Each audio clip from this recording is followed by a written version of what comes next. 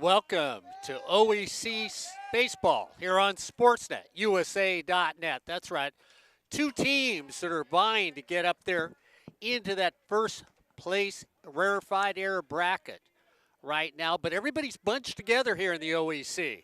4-1 at the top, then it's 3-2, 2-3, 2-3, 2-3. Well, it sounds like you're making a cake. It's so similar to all the recipes for a winning baseball program. We're here at the top of the first. Golden West College has got a runner over at first base with one out. Casas up at the plate right now. So to catch up, Seabriggs grounds out to short. Then basically Samioa gets on with a walk, and now Casas is up at the plate with an 0-2 count. We'll set the defense for you as soon as we can here in the first inning.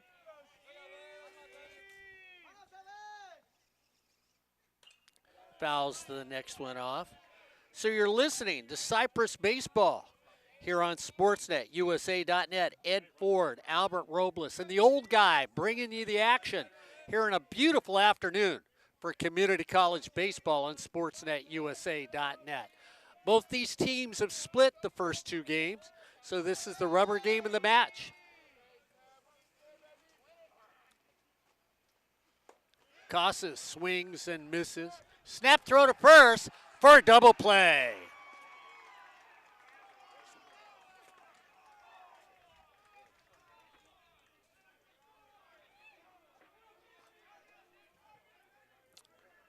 So quickly up and quickly down for Golden West College here in the top of the first.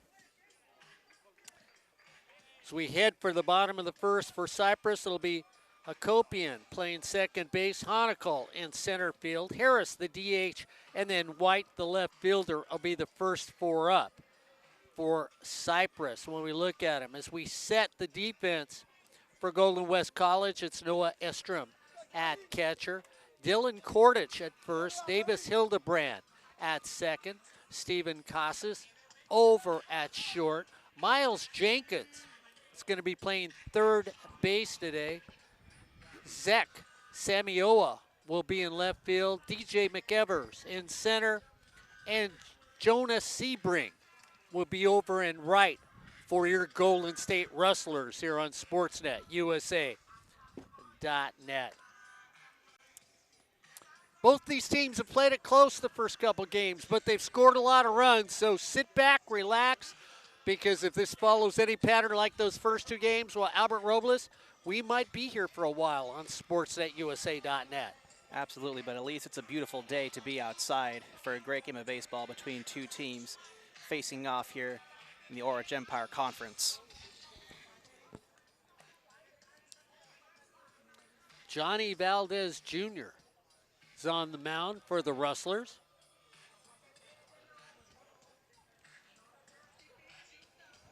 Great day, a little breeze blowing out. Not as breezy as it was when we were at Cerritos College, when they basically run-ruled Long Beach City College. The Vikings just got run over by the Falcons in softball the other day here on SportsNetUSA.net.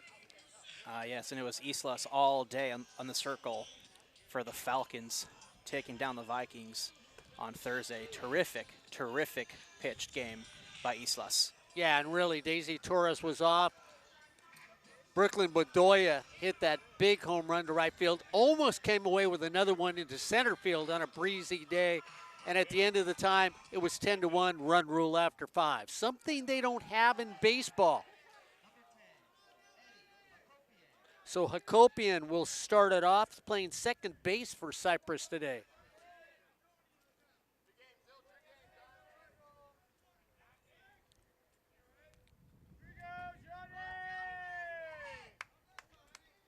Got a roundup of Rustlers standing in front of me. Coach Mundy to my left, had a conversation with him before the game.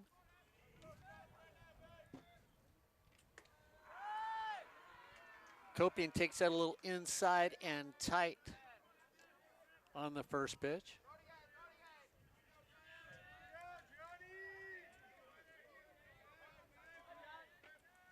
Dylan Kordich playing deep at first base for the Rustlers. So you look at Cordich deep with Davis Hildebrand at second. Stephen Casas at short.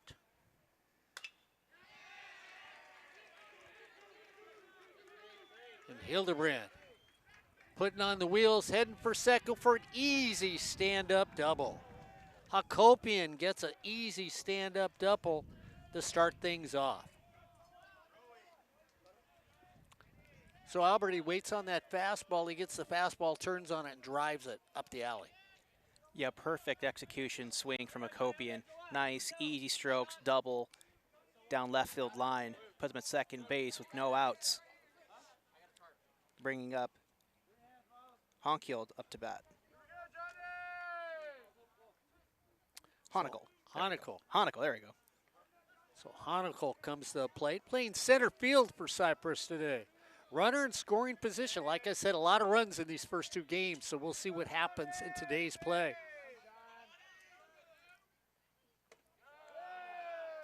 Honeckle right down the middle, passes on that one. Golden West sneaks the corners in just a little. Now Cordich backs up over at first. Samioa stays even with the bag at third for the Rustlers. Honeckle takes two. So down quickly, 0-2. Golden West. Looked like they had something going, then a great snap throw from behind the plate for him.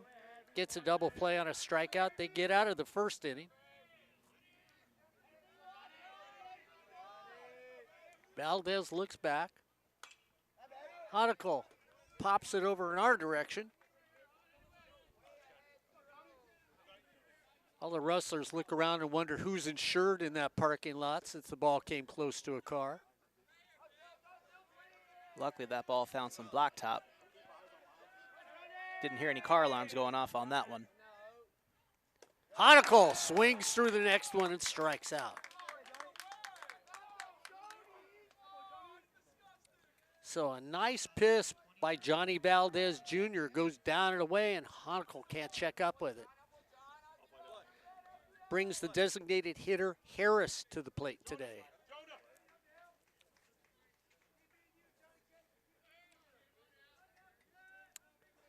Brendan Harris out of Guilderland High School.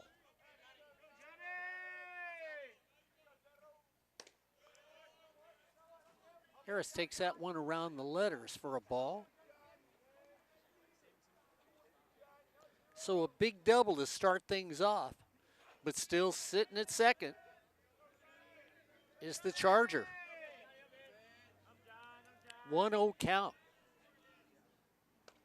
Swung right through. Johnny Valdez Jr.'s got a little giddy up in that fastball. Yeah, definitely threw off the timing for Harris. Looking to put the power swing on the ball, does not make contact at all, just whiffs right through it. Harris trying to get the timing down. Checks his swing outside. They say he did check it. So it takes it to 2-1, 1 out. Copian started it off with a big double. Then Honeckle strikes out. Harris is now at the plate. So you're caught up with us here in this first inning on sportsnetusa.net. Shot over to short. Quick throw, nice play made right there. So nice plays by Stephen Casas, who comes up with it. Hesitates for a second, but the runner advances and gets the runner at first. Yeah, Copian had a decent lead off of second base, able to read that ball perfectly and advance on over to third. Still 2 outs, Chargers in a good position to still hopefully get an early run on the board here, as Ryan White is now on the plate. White, another right-hander. Takes a right back up the middle. And so you called it, Albert. The Chargers get on the board. First pitch swinging from right. Slaps it right up the middle. No defenders for the Golden West Rustlers able to field that one.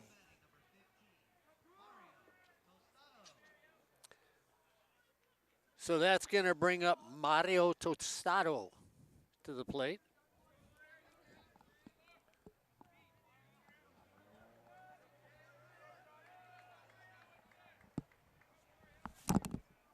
So a couple base hits, get an RBI for the Chargers here in the bottom of the first.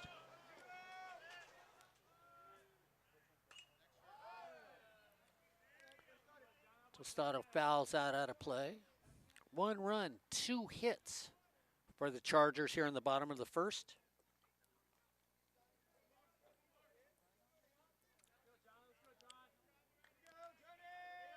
Both these teams split those first 2 games. Chargers 3-2, the Rustlers 2-3.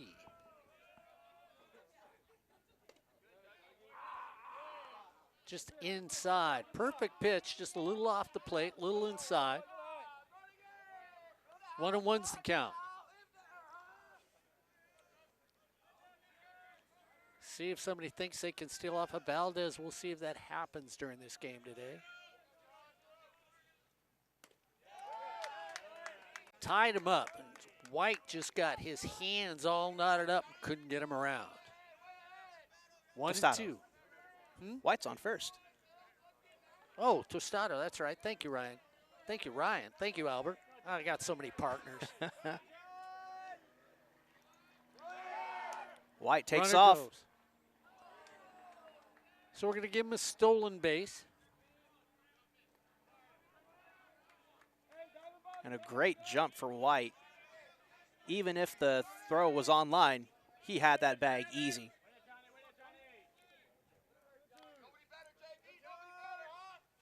Two and two to Tostado. Runner in scoring position. 2 outs. They've already got 1 in here in the bottom of the first.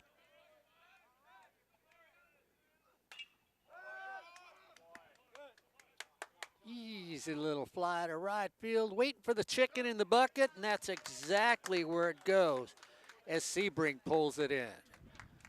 But not before 1 run's in. 1 run in, 2 hits, no errors, and 1 left on base. At the completion of 1 full inning, it's Cypress 1, Golden West College 0 here on Sportsnet, USA.net. Albert Robles, Mark Pavlovich, Ed Ford. Happy to bring you the action here for community college baseball. The OEC, well, you can go from top to bottom, and it's a sneeze that separates anybody. Nobody's running away. It's early in conference time, and everybody's right there breathing down each other's neck. It's like having a VW and 17 people packed inside. It's that close right now. And Albert, you've been out here enough. You look at this ballpark. I mean, 386 to just in left center, the alley. When you look at it, 356 in the alley to right. 335 down the right field line and 332 down the left field line. So a nice size ballpark for a community college level. Pretty decent size field and a nice tall left field wall down the line there. Not quite the green monster, but still a nice little target to hit something off of. And we'll see if Golden West can do that as we start off with McGran, the designated hitter, will start off the second. Estrom will follow him, the catcher for Golden West College. And then Jenkins over at third will be the 3rd batter up for the Rustlers here in the 2nd inning.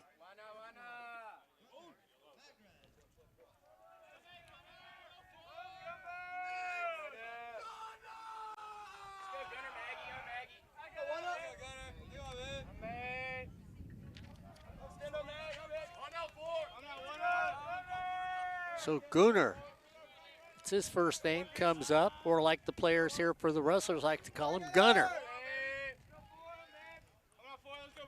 Big left-hander.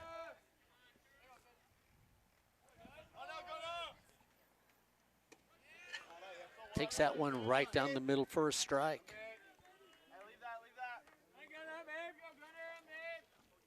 Good first pitch by Bautista, get ahead of the hitter.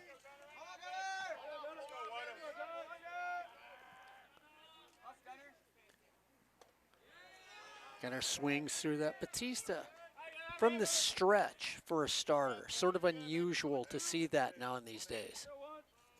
A little unusual, but it is becoming increasingly common, especially in the major leagues. A lot of pitchers are switching to pitching out of the stretch and not from the windup. 0-2's the count. Batista, home. 3 pitches. Quick strikeout. Ball gets away. So the strikeout counts, but the runner is not out because the catcher could not control it, and nor could they make a throw to first base.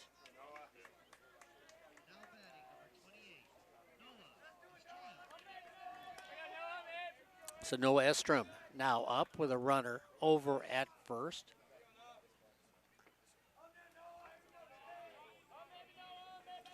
Estrom catching today for the Rustlers.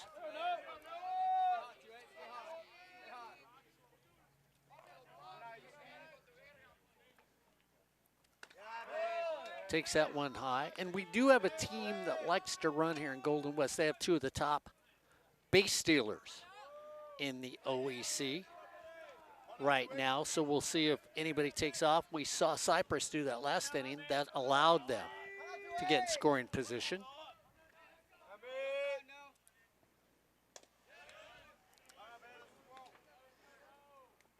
That pitch catches the inside corner.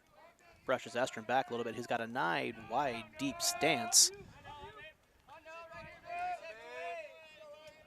1-1, runner at first. Runner at first struck out, but it was a pass ball. They couldn't throw to first to get him out. That one just a little low. Tostado fortunately able to keep that one in the glove. With Magrin on first, you'd hate to give an easy pass for runner to advance the bases. 2-1 count. Hitters count. Swings through that one. 2-2, evens it up. Jenkins on deck for the Rustlers.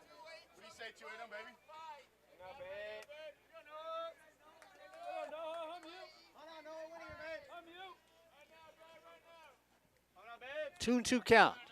See if the runner goes.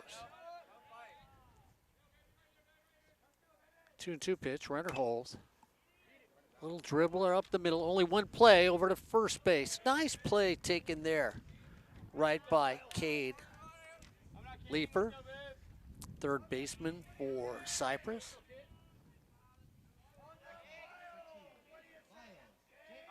So Miles Jenkins comes up playing third base for the Rustlers today. So runner advances on the play. And that slow chopper prevented Leefer from making a potential double play at second, but luckily able to at least still field it cleanly enough to get the out at first. Jenkins looks at one. Try to get the tempo, try and see how fast he's throwing out there when you look at Johnny Valdez Jr. So they gave up a run in the first, now a runner back in scoring position here in the second.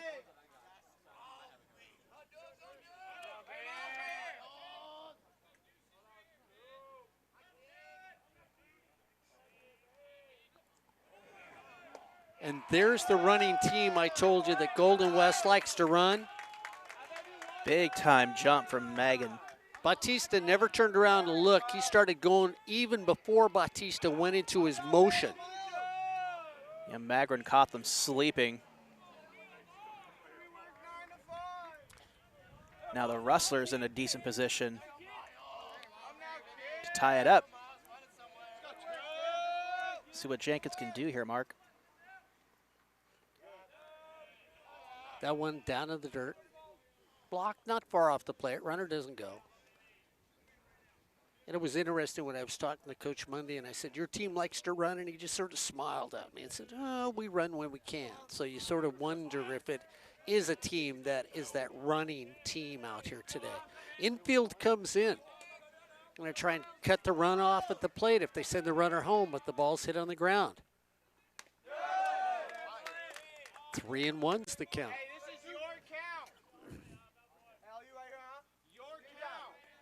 So 3-1 count. Runner over at third who struck out to start this inning. Ideal hitters count for Jenkins.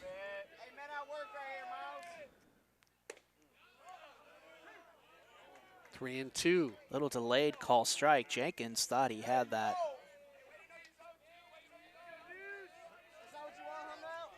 So 3-2, runner at third, 1 out.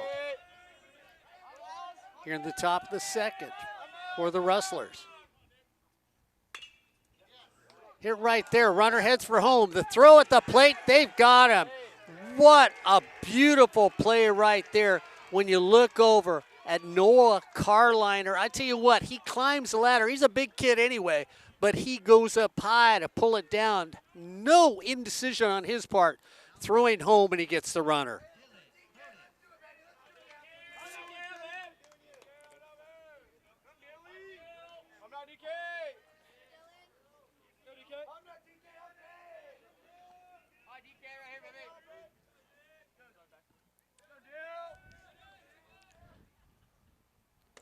So Carliner over at first.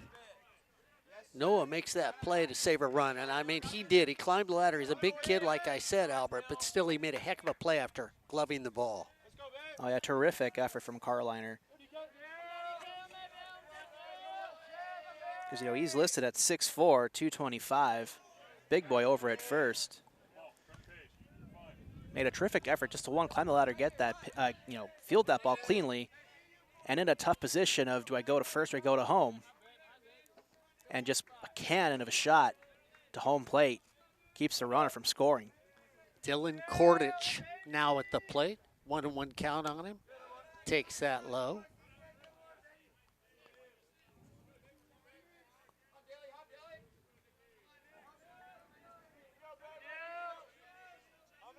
Dylan out of San Pedro.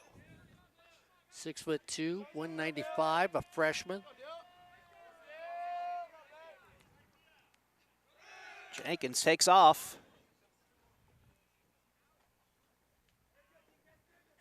That ball's fouled off. It's going to put Jenkins back at first. So 2-2 count to Kordich. So once again, we see the Rustlers running. Jenkins got a good jump. Bautista not really checking the runners in this inning. Goes home. Fouled off. And that's twice a runner's got a jump on him.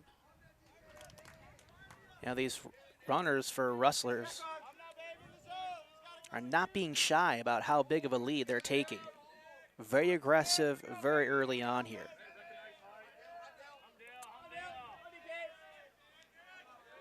Two-two to Kordich. Bautista must have heard us. Goes over to first. Trying to keep Jenkins close. Jenkins on with a fielder's choice. Carliner made a nice play on the ball. Went home, got the runner. Back again.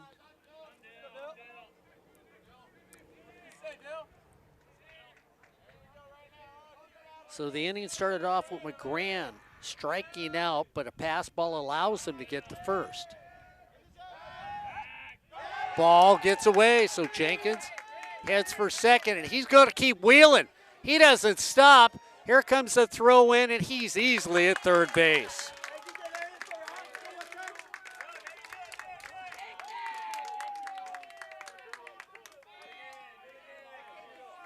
Jenkins showing off those legs and the hustle to take 2 bags on a wild throw for a pickoff attempt from Bautista.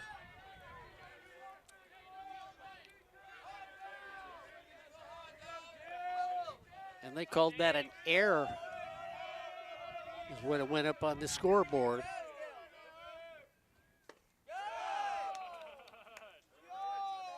Kordich takes that for a ball. So Bautista finally goes after a runner and throws it away. Goes down the line. And now another runner in scoring position for the Rustlers with 2 outs here in the top of the first, trying to tie it up at 1. Kordich launches it. It's back, it's back, it's back. Oh, yeah. Oh! Say hello to the young man from San Pedro. Dylan Kordich just sent it out of the ballpark.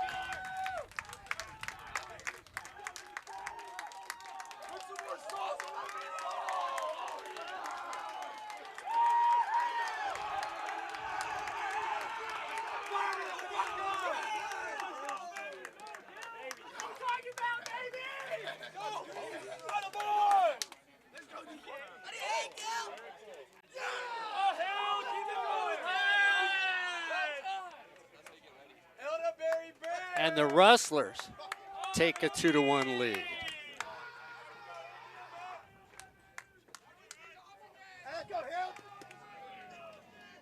That was just a poorly executed pitch from Bautista on a full count. Kordich murders one out to left center.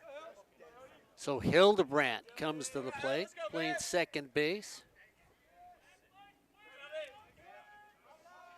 I believe that went right over the 386 mark. And I was asking the coaches because when you look at Kordich's name is Kordic, but you put the H on there. And I asked them, I said, Serbian, Croatian? They said, well, we don't really ask about stuff like that. And they said, he's from San Pedro. And I said, probably Serbian. Nice, lazy little duck. Hit into center field and taken there by Luke Honicle, but not by till the big bomb happened from the man from San Pedro that said, that's right, I am from San Pedro, and if you want to adopt me and say I'm Serbian, well, maybe my relatives will call you up and correct you, Mr. Pavlovich. As the Rustlers, well, they sort of steal one right there in that first and second inning, and along this game, I tell you what, Albert Robles, they roped the steer that didn't belong to them, brought it in, and now they're up 2-1 over the Cypress Chargers. Yeah, 2 mistakes from Bautista in that inning. Of course, you know, that error with the errant throw put Jenkins on third and Kordich in a prime position to drive him in. And he just got the ideal pitch to send one over that fence. Saying goodbye, it's not coming back. So only one of those runs is going to be earned, one of them unearned because of the error and advancing that runner into scoring position.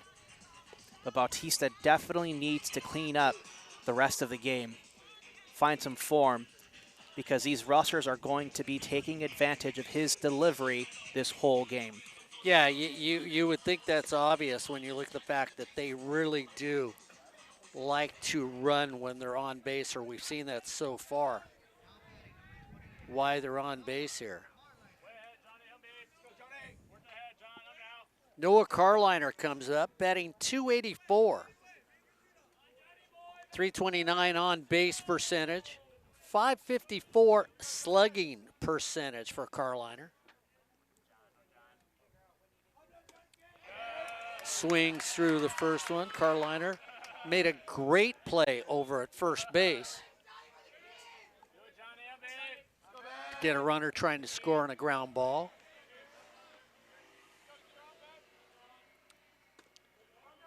Johnny Valdez Jr. given a lead. So Cypress gets on the board in the first. The Rustlers return the favor in the top of the second to get down 2. Carliner swings through that one.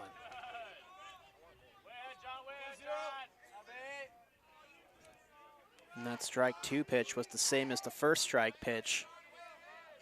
So Valdez exploiting some weaknesses of Carliner. Carliner takes it back up the middle. Starts things off with a base hit for the Chargers.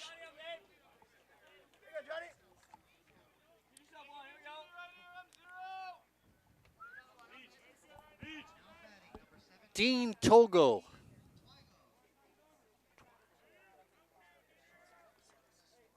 So Twigo is up.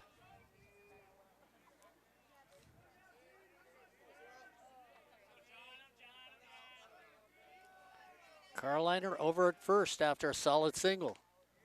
Twygo takes that one high. Batting .271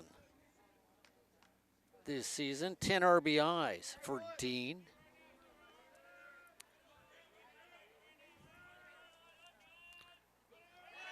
Runner goes. Carliner, big boy, down there is safe.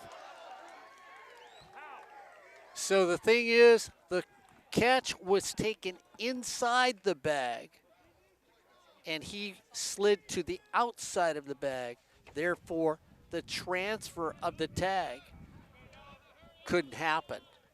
Nice swim move from Carliner. You wouldn't think that someone of his size would be capable of such athleticism, but he's making it work. So both teams are running so far today. So Carliner over at second, single with a base hit, and then gets to second on a stolen base.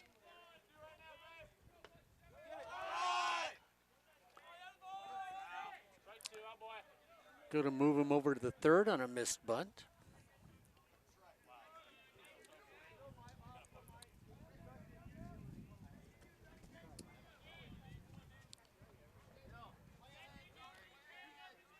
Miles Jenkins inside the base path over at third. Fouled off, just got a little bit of that. Keep himself alive. And Estrom gonna take a little stroll, walk that one off. Looks like it caught him on the inner thigh, which is not a fun place to be hit.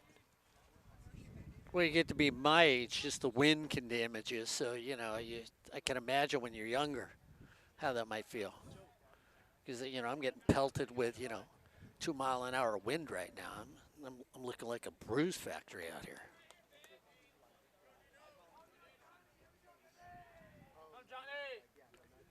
Johnny Valdez.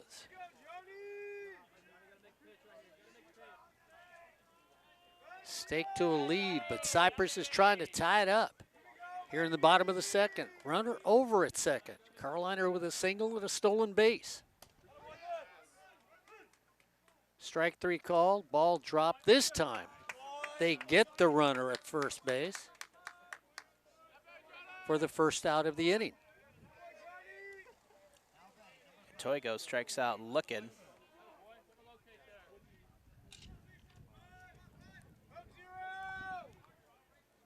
Carliner remains at second. Cade Leifer now comes to the plate. Carliner with a single, steals second. He's still standing there. Just relaxing. Let's see if he takes off again. Yeah, nice reserved lead off of second. Just popped up on the infield. Settling under it right there at second base was Davis Hildebrandt.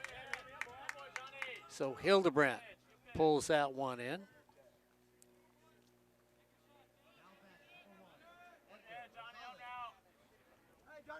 Hildebrandt adding some style points with that catch, with a little flip of his cap, showing off that flowing hair of his. So Edgar Rosales now at the plate.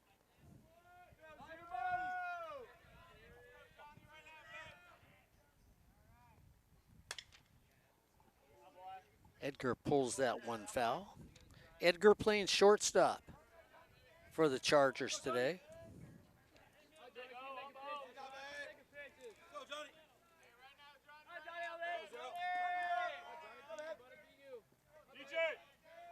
Batting .318.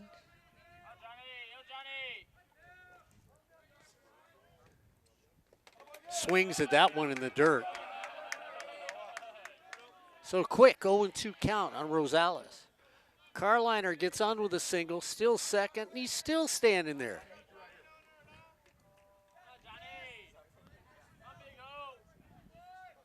Somebody from Cypress is hoping he gets picked up somehow. 0-2 count, 2 outs. just off the plate. That's a hard pitch to take. Looks close, but was just off the plate. Rosales took that one all the way.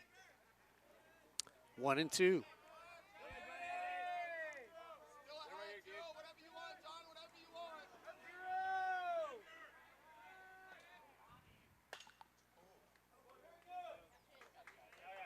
Just hit up the gap, tracked down and caught out there by Jonathan Sebring for the Rustlers. So Sebring hauls it in. And Carliner just stands there at second base. No runs on one hit, one error, and one left on as we head to the top of 3. Well, it's the Rustlers. Up by 1. It's the Rustlers 2, the Chargers 1 here on Sportsnet USA.net. Make sure you stick around this coming week. We got a little Cerrito softball. We got a little Cypress softball. Cypress College is playing Fullerton College this coming Tuesday here on Sportsnet USA.net. That's right, Brad Pickler is going to have his team playing against Speedy and Crystal. That game will be Tuesday afternoon. You can watch that game here on SportsNetUSA.net. Brad, the perennial champion, just like his brother Scott. When you talk here at baseball, when you look at him, 5 state championships. His brother is Jeff. His dad is Scott.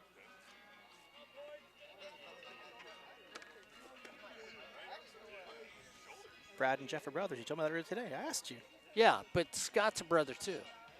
Oh, so there's 2 Scotts. Okay. There's Scott Pickler and Brad Pickler. So the Pickler brothers have always been coaches out here. Scott's always been baseball. Brad's always been softball. So the Pickler brothers are Scott and Brad. So we're Scott Sr. and Scott Jr. That I can't tell you. I don't know. But I do know Scott, because Scott Pickler is, and I'll show him to you, he looks just like Brad. So you'll know they're brothers. The Rustlers don't even care about that. They care about having that 2-1 lead right now here over Cypress College. Anthony Hutting is the head coach.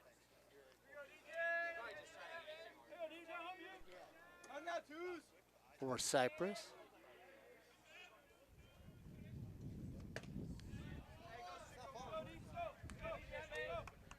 Bautista evens to count to McEvers.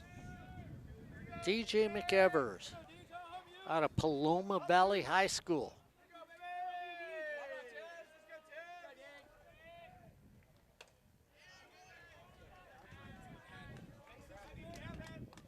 DJ goes down after that, comes away with nothing. 1-2 count on him. McEvers playing center field for the Rustlers.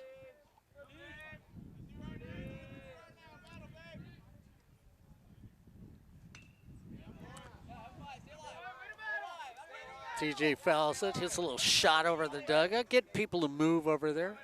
Little excuse me swing, just trying to stay alive. Andrew Ramos is the head coach for the Rustlers.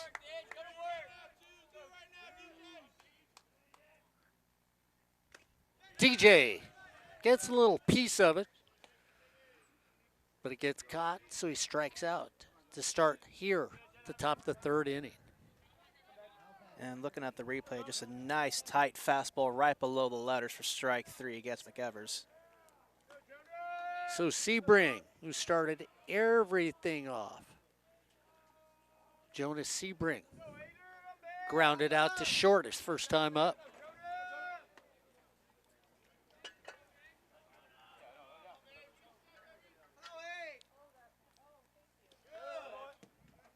Jonah lets that go by as it bounces in the dirt. Jonah out of Great Oak.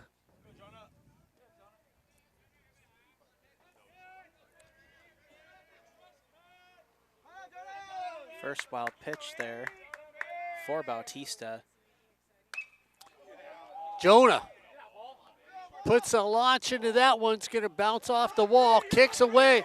Jonah's heading for third. He's going to cruise in there, stand it up with a stand-up triple.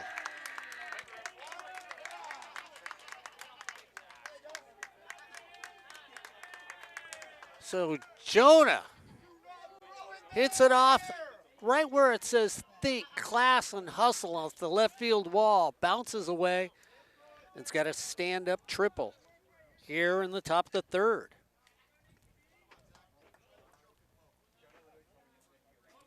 Sammy Oa up.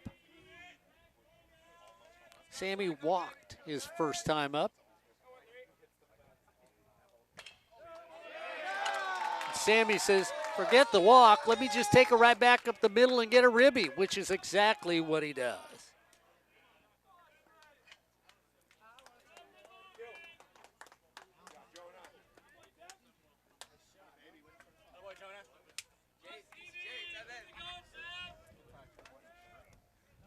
So 2 hits produce another run for the Rustlers here in the third inning. Casas comes up, struck out in the first inning.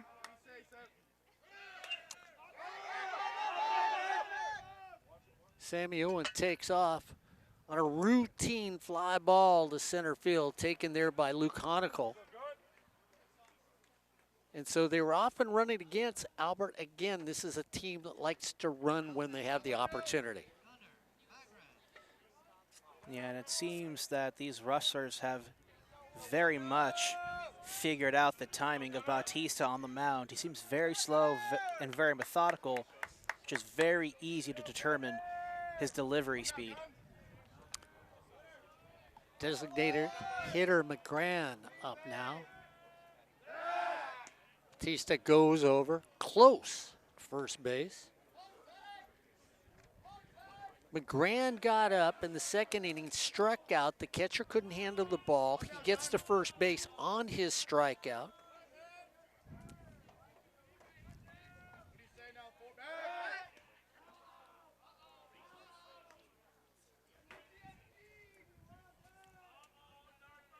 Then he steals the base. So McGran made the best of his at-bat last time up. In the dirt, bounces away, a runner doesn't go. 3-1. With how aggressive these Rustlers are in the base pass, they're definitely getting into the mind of Bautista. 3 runs, 3 hits, no errors for the Rustler. 1 run, 3 hits, 1 error for Cypress College.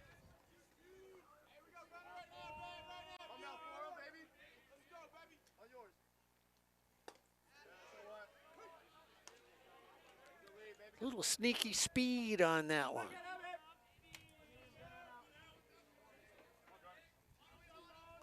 One and one. 2 outs. Runner at first for the Rustlers.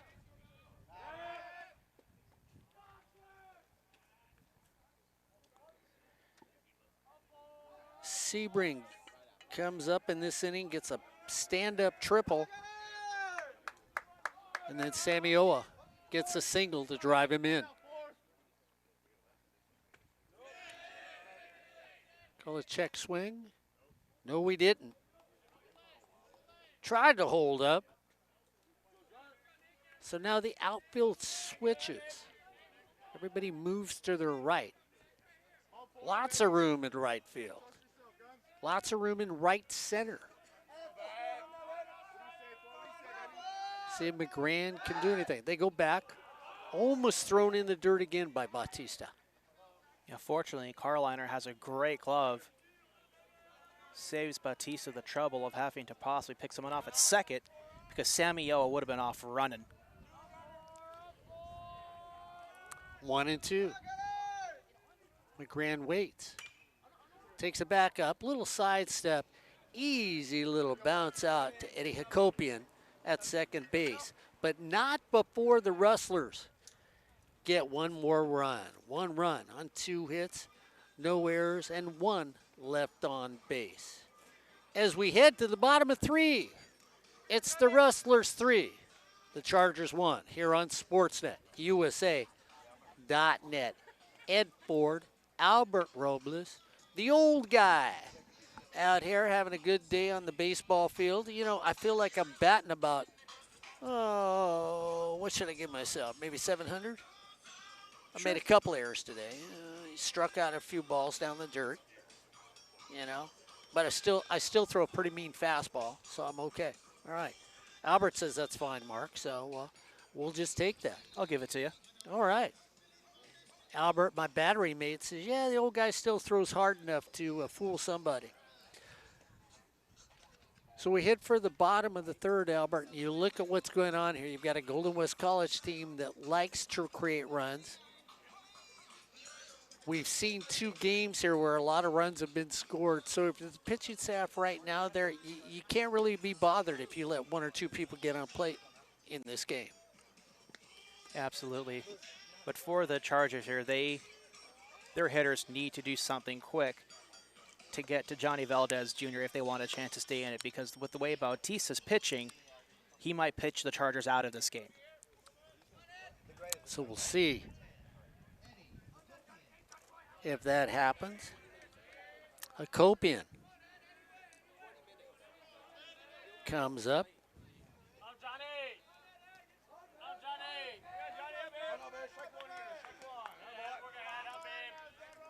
Hakopian had a double his first time up. Skies it. Right fielder says, no, I got it. Easy little catch right there by Sebring, who called off Hildebrand. And actually had the better angle on to catch that one. So nice play by Hildebrand, peeling off at the last second and letting his right fielder take that out. Communication is always key when you're in that level of the outfield and infield. Hildebrandt was doing an excellent job backing off, but as you said, Sebring in the prime position to make the better play. Honicol comes up, struck out his first time up.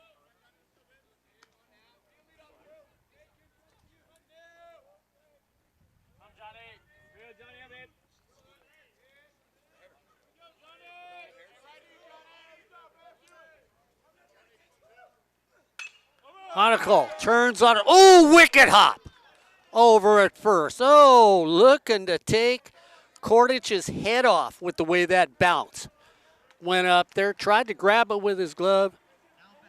Solid single. Solid single. That ball just took a weird bounce off of the dirt, caught Kordich way off guard, just sailed right over his glove, spun him around like a little spinning top.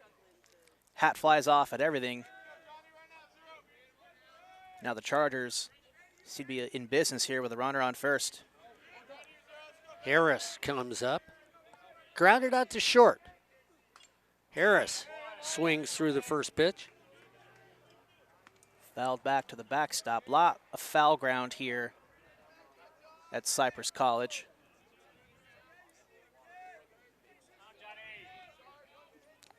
Brandon Harris batting .458 this season. Looking to keep things alive. Throw over to first, not in time. So Honicol hits a wicked shot down the first baseline.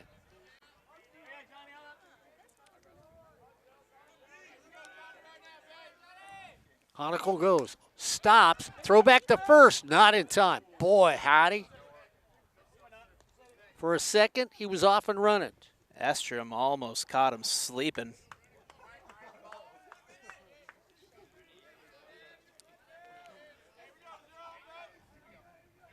A better throw to first, just might have picked him off. Throw it to the outside area of the bag. Harris fouls that off. 1-2's the count. Okay, coach, you start the runner. Got to be aggressive. And with Honicol and his speed on first, got to do something. So Albert Robles starting the runner here with a 1-2 count. Honicol leaning. He goes back. He's back in time. I think he heard Albert. So let me get a little better lead on that one. Valdez Jr. trying to keep Honacle honest. Honacle's lead a little bigger, Albert. Leaning towards second. They go again. Almost creeped out there a little more on that one. This shortens his lead. Goes back, takes an extra half a step, leaning towards second. 1-2 the count. Johnny Valdez Jr. looks over, comes home. Check me and excuse me swing. Valdez drops it and just gets the runner at first base. Let's take a look at the replay here. That is the wrong clip. Looks like we did not get that one. But the first base umpire was in the prime position to see that play altogether, so gonna have to defer to him and assume that he got it right. So Honacle on a fielder's choice is over at second. White comes to the plate. Had an RBI his first time up.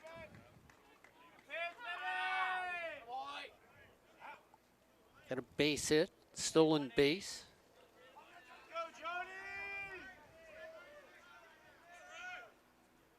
Ryan White looking for a back-to-backer. Johnny Valdez Jr. steps off the mound. Recomposes himself. Looks back at second, takes a breath, brings it home.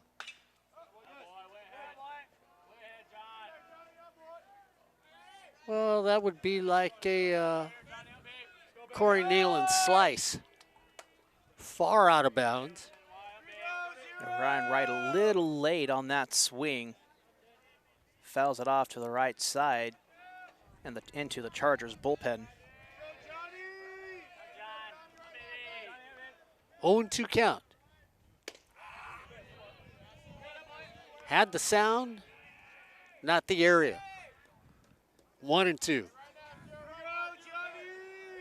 Yeah, you love that little pop of the velocity just outside. 1-2 count. Runner in scoring position at second. Hard play at short. Off the back foot, high. Tag the runner, they get him there. And Casas off the back foot throws it high, but a good play over at first base when you see Dylan Kordich comes off. Tags the runner to get the third out. Terrific play from Kordich to keep that play alive, too. Jumps up, grabs it up, lands, and has the presence of mind to tag the runner before he gets to the bag. No runs, one hit, one left on base. As we head to the top of the fourth, it's the Rustlers 3. The Chargers 1 here on Sportsnet, USA.net. I ought to pay homage to somebody here and say, the Rustlers 3, Chargers 1 here on Sportsnet, USA.net. One of our voices, Rashawn Haylock, when he used to call Rustler football here on Sportsnet, USA.net. He had the most fantastic way of saying Rustlers. We would do games when Fullerton would play. We'd have a battle of the booth. And there was just a way that Rashawn would say Rustlers that you just, you know, even though you were calling the game for the other team, you had to turn around and smile at him. You know, there was just this poetic Rustlers. Corey Nealon's at home saying, you're not getting it right. But Rashawn, if you're watching, you know I say it with nothing but love because he loved calling Rustler football. That's the best way to put it when you talk about Rashawn Haylock and Rustler football here on Sportsnet, USA.net. I was always a fan of his touchdown calls. Oh, yeah. Yeah. You went to the touchdown. You'd have thought they're the only team that ever scored a touchdown.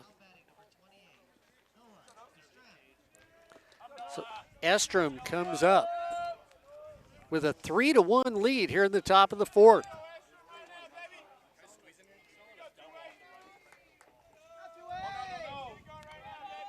Grounded out the third, his first time up. Takes that high.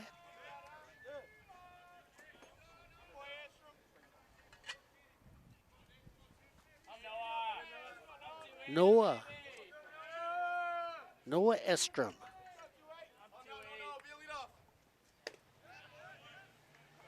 Takes that for a strike. Okay, now what are the chances of number 28 for Cypress and number 28 for the Rustlers, who is Estrom, Noah Estrom, both having the same first name? That, I mean, if you had to lay money on something, that would be one of those strange, weird bets, you know, that you would get in a College World Series game. Just a little, you know, little trivia. Both 28s out here today. First names are Noah.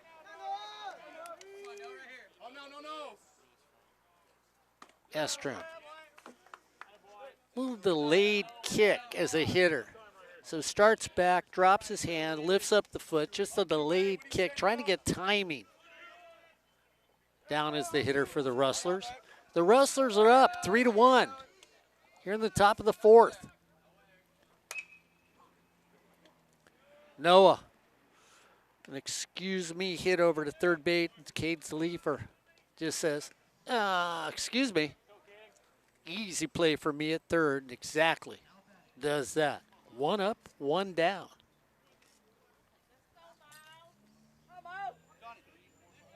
Miles Jenkins comes up. Got up on a fielder's choice. And then a throwing error on a pickoff move by Bautista allowed him to make it all the way to third base. Yeah, Jenkins is not the type of runner that you can afford to make mistakes on.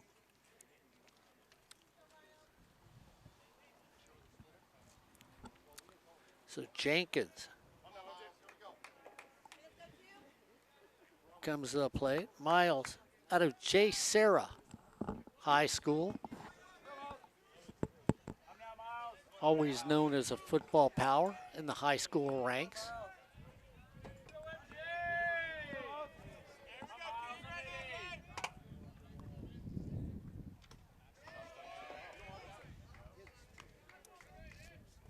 Nice first pitch strike, finds the outside corner to Jenkins.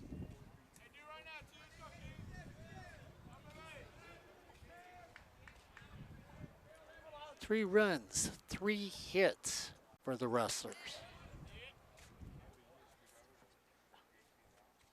Next pitch, taken for a ball. 1 run, 4 hits, 1 error for the Chargers, here of Cypress.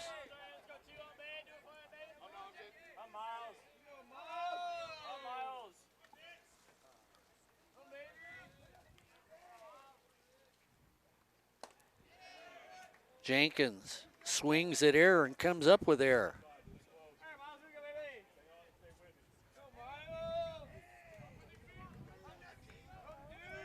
Miles Jenkins batting .292 this season. Tough play over at third. Throw, what an arm. I tell you what, give it to Cade Leefer, backs up on it, waits for the bounce, takes it at the highest point, plants that back foot, and throws a rocket over to first base. Yeah, that throw beat Jenkins easily by a few feet. And Leefer had the nice presence of mind to stay with it. Didn't hurry the throw, didn't rush it, but a cannon. So 2 up, 2 down for the Rustlers. Brings up Kordich, who scorched one. I mean, there were flames coming out the side when it over the left field fence. Yeah, that one had cleared the 386 mark out in outfield. Probably, I would say, was at least 400 feet when all said was done. Dillon sends it back out there to left field. It's going to drop.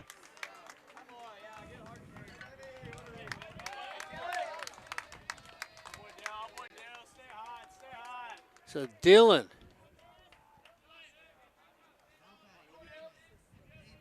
says, well, I took a little off of it, but it still dropped for a base hit. He's 2 for 2 today. There's a little inside-out, staying alive swing, but just lands fair.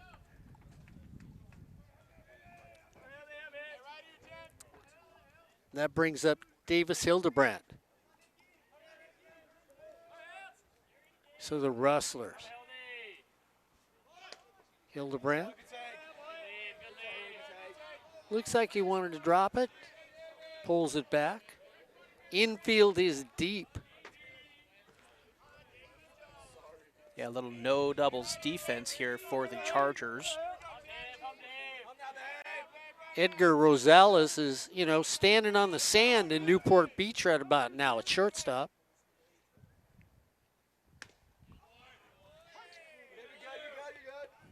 Boy, you have to have a lot of faith in your arm. Well, look where Rosales is at.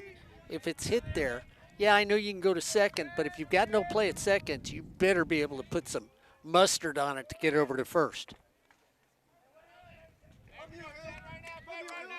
Cordish with a nice aggressive leave at first. Hit up the middle. Hop. No play at second. Throw to first. Nice pickup over at first base. Waited for the call over there. Carliner digs it for the out. So no runs. One hit. No errors and one left on base. As we hit the bottom of 4. Well, it's the Rustlers 3 and the Chargers 1 here on Sportsnet USA. .net. Albert Robles, Ed Ford bringing you the action. Remember, little Charger softball.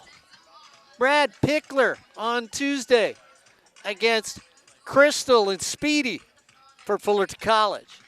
That game on Sportsnet USA.net. Always a great game between Fullerton and Cypress in softball, but I don't know what it is with Brad Pickler. He's got Cypress's number every time Brad seems to play Fullerton. Cypress has Fullerton's number.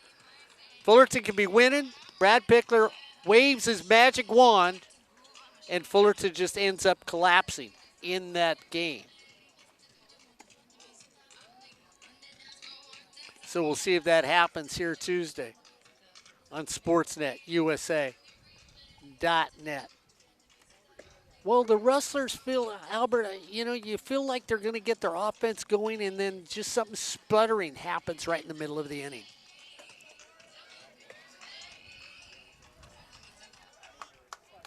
Tostado, Carliner, Twigo will come up. That's the way they've said it over there. So okay. I was told it was Toigo, but they say it different, so I'm going to say it both ways, knowing that I'll get one right. When you ask somebody, they tell you that way, and then they say it differently, what can you say? A broken clock is right twice, 2 times a day. Tostado swings through that. Flew to right field his first time up in this game.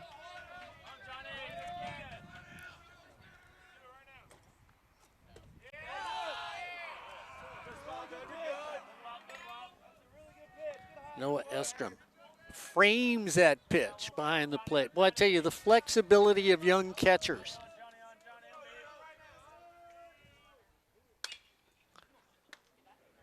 Anything you can do at third, I can do better. And Miles Jenkins said, I catch it, I throw it, I can field it, and that's exactly what he does on that play.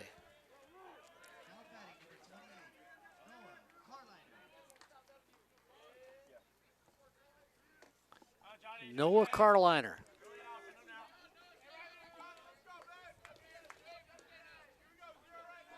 Noah had a base hit. His first time up. Stole second.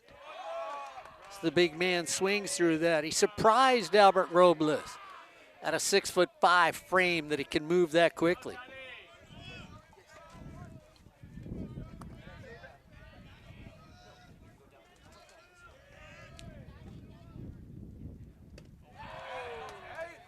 How do you do? Strike 2.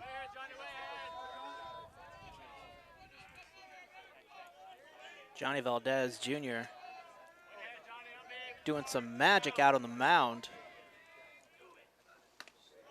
That one's high. And now, we talked about it. Valdez started in a stretch. Now, it's more of a normal windup.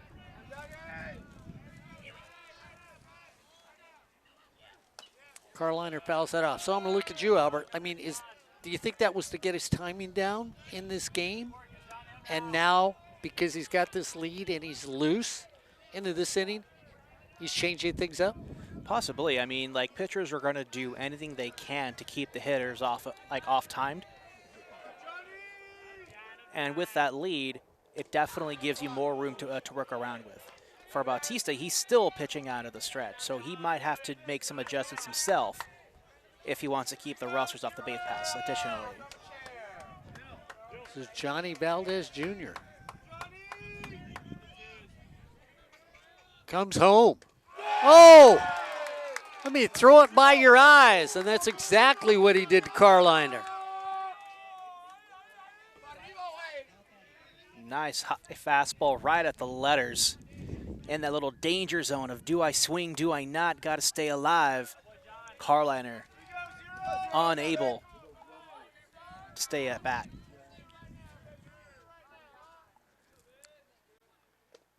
So Valdez sort of warming up here with a 2-run lead.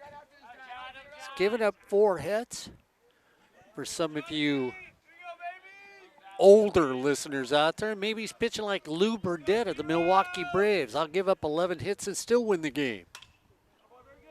Fly ball right, a piece of cake to right field, taken out of the air right there by Jonas Sebring. So 3 up, 3 down. No runs, no hits, no errors, and nobody left on base. As we head to top of 5, it's the Rustlers 3, the Chargers 1. Here on Sportsnet, USA.net.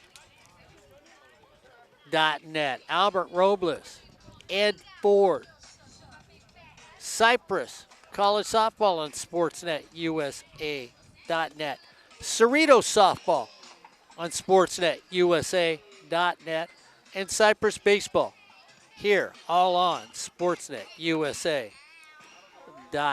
So make sure you stick with us this coming week. Little softball, Cypress, Cerritos, and then at the end of the weekend, hey, we come back out here for a doubleheader.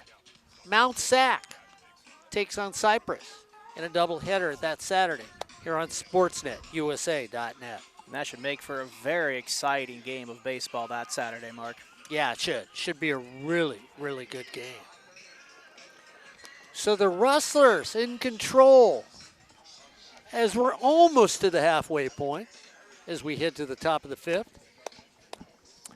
Bautista from the stretch hasn't pitched a bad game when you really think about it. I mean, really, it's that big home run by Kordich, you know, sort of changes things up.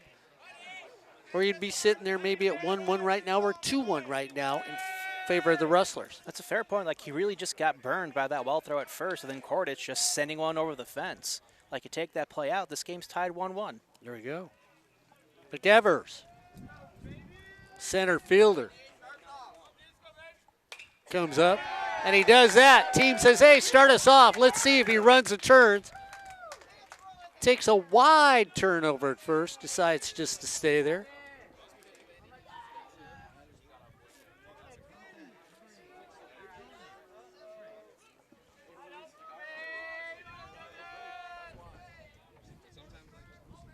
Nice bit of hitting for McEvers, getting the Rustlers going early on here in the top of the 5th. Rustlers making Bautista work for every single strike and out. That brings up Sebring.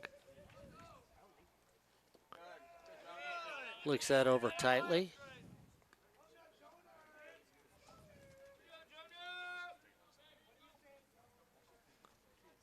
Sebring, big triple in the 3rd inning. He was on his horse. I mean, Evers has a nice, fairly decent lead right now, but I've also noticed that the Rustlers are taking very aggressive secondary leads. Bautista's been a little wild today, so I think if they see anything in the dirt, Bolton.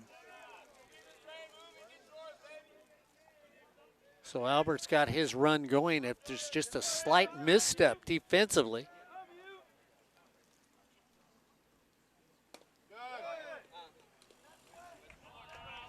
3-0 to the count. Evers gets a single. Sebring now looking at 3-0.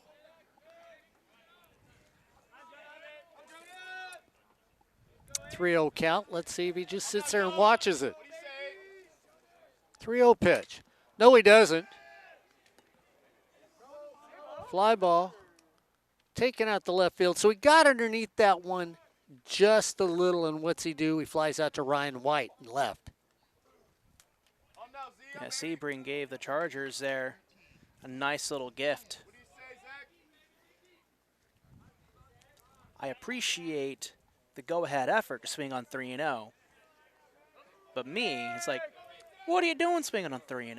Well, you know, if you give somebody the green light and you have enough confidence in him, so you give him a chance as Samioa comes up now. And that's always fair, but with the way Bautista's been pitching, you let him work for it. You make him work for it. You make him find the zone. So you'd have taken the 3-0 pitch. Taking 3-0. When this guy, when Bautista's having trouble finding the zone, throwing pitches in the dirt, has a wild pitch, an errant throw at first already, you make him work for it. Samioa swings through that, so my partner, Albert Robles, would have taken 2, said, hey, I'll tell you what, you're going to strike me out on that third strike. I'm not going to give you a gift. Runner at first, 1 out. 2-run lead. Golf swing. Left that ball on the tee, doesn't get anything.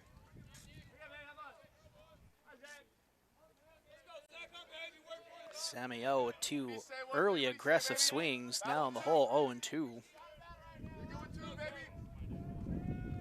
Had an RBI single back in the third.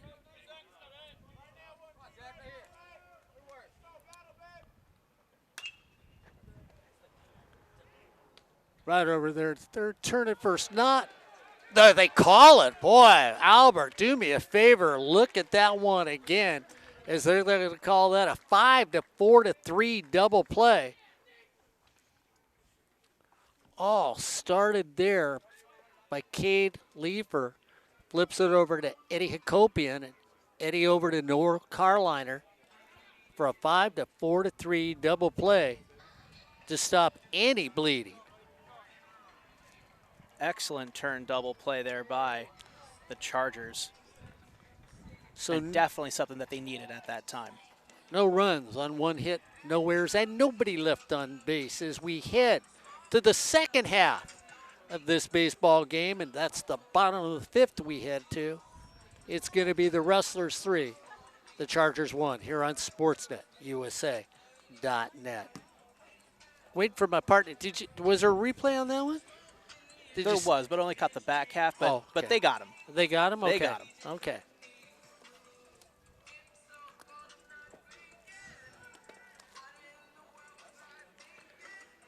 Johnny Valdez Jr.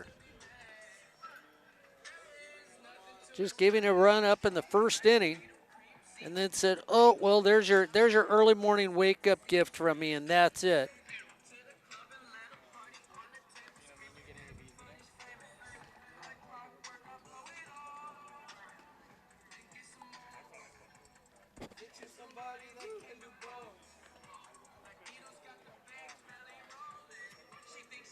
Johnny Valdez Jr.'s ERA coming into this game, 7.85. The way he's pitching today, you wouldn't know it. No, you wouldn't, right? You wouldn't know it. He's pitching just a beautiful ball game right now. So Cade Leifer comes up, popped out to second in the second inning. You know, granted, they've only played a few games, so it's probably a small sample size to have that inflated ERA. But even still, it's worthy. It's definitely noteworthy. Cade. It's a lazy fly ball that keeps floating to the wall, and it's gone. Oh, my goodness. It just kept going and going and going, and all of a sudden, You look, it's Samioa that backs up and says, I got it. Hits his glove and goes over the wall. Home run.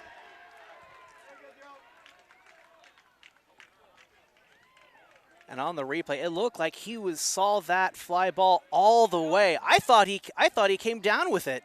I think it hit his glove because he looked at his glove for the ball. I'm looking at the bench. They're trying to get a little confirmation on that. They'll find out when he comes back in. This time, when you hit one to center field, well, it's taken there by DJ McEvers, who says, no, I'm not going all the way to the wall on that one.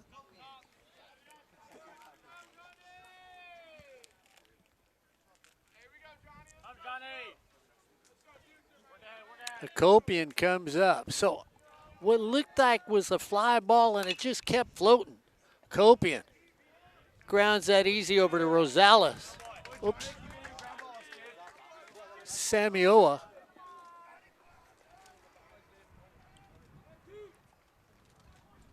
Well, I'm going to get it right to Steven Casas. Third time's the charm. After that blast, too quick out here for the Casas, Chargers. Casas, the shortstop, makes the play on that one.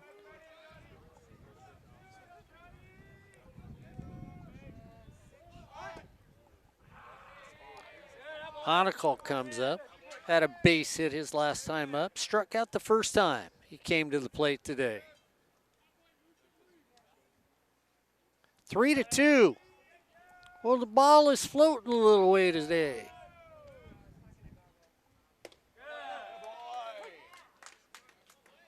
Looking at the trees and flags, the wind was definitely blowing out that direction towards left field, so probably had a little bit of carry. I tell you what. Probably just give it a little bit of boost off of Samioa's glove. Popped out.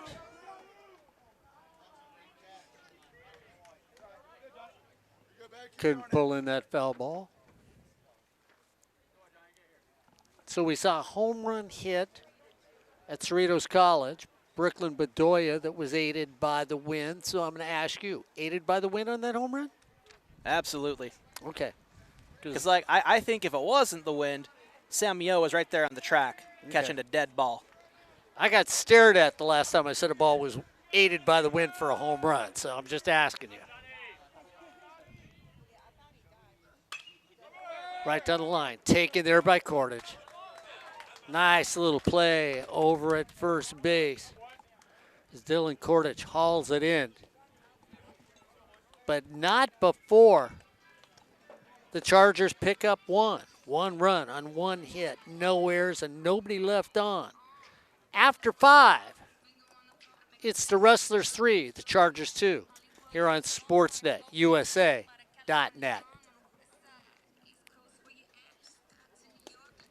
Wind dated, maybe a oops, but the game just got a little closer as we head to the back half of this game.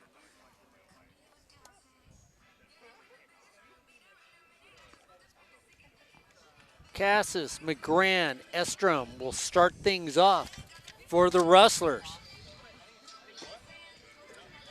Here to start the 6th. Bit of shifting winds here. But they're blowing out to right now. Yeah, it is. It's right behind us right now. So we're right down on the third baseline. So the wind's blowing over our shoulder and trying to blow everything away that's not taped down or glued to something. Fun game, clean game so far, Albert. Absolutely. I mean, like, it wasn't the, cleanest game for Bautista so far, but, like, he stayed in it. The Chargers are now within 1 after that huge home run in the previous inning. The Chargers are right back in it. They're not out of it yet.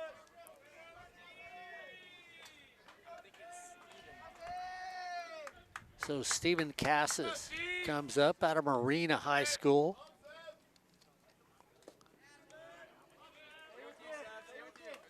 Struck out the first inning, flew out to center, his last time up. That was in the third.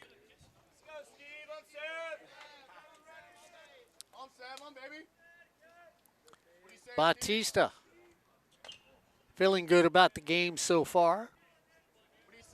Still there. 3 runs, 5 hits for the Rustlers. 2 runs, 5 hits for the Chargers, and 1 error.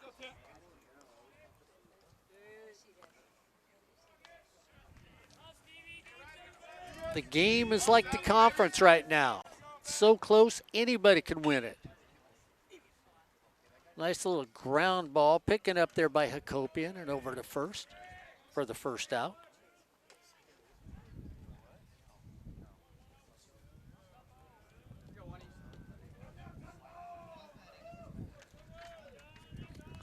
Brings up McGran.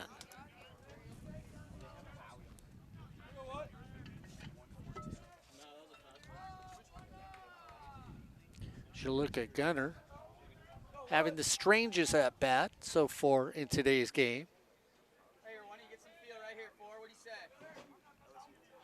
Gets on first after striking out, pass ball, then steals a base, then moves over to third.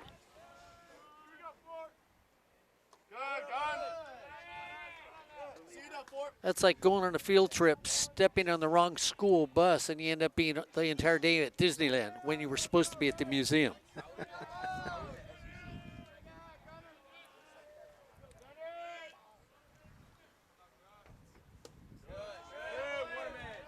Takes that one down and away.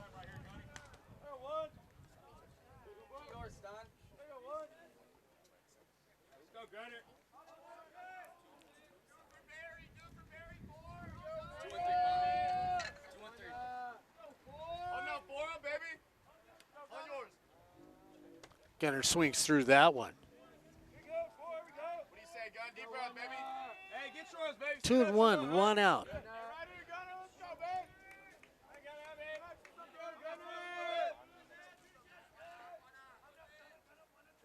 So a 2-1 pitch, a 1-run game. That taken for a ball. 3-1. Sitting at 3-2. Well played game by both teams. No major mistake to cause any chaos.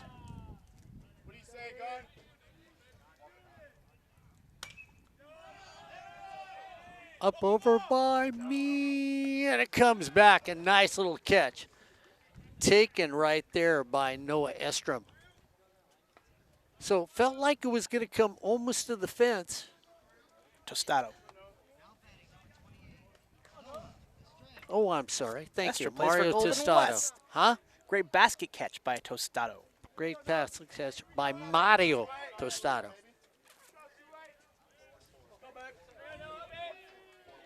I think you might need to change your prescription there. Could, yeah, could be. Or use a larger font. Nah, that wouldn't help me. I got big enough font right there. I just like to give a lot of love to everybody. That's it.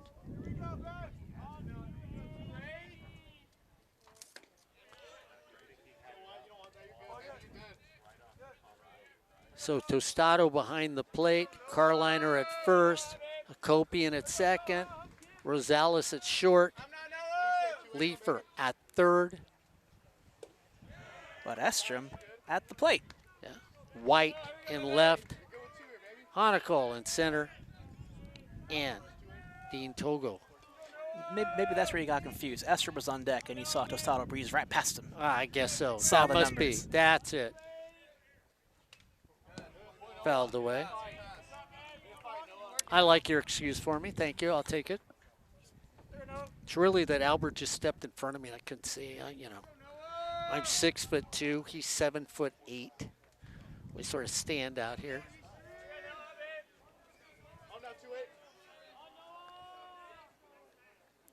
Estrom says, it is me. I'm taking it back up the middle, and that's exactly what he did. Great at bat by Noah Estrom. Solid single right up the middle between the infielders for the Chargers. And the Rustlers have a runner on with 2 out. Miles Jenkins. So Miles Jenkins comes up. Got on with a fielder's choice, then grounded out to third.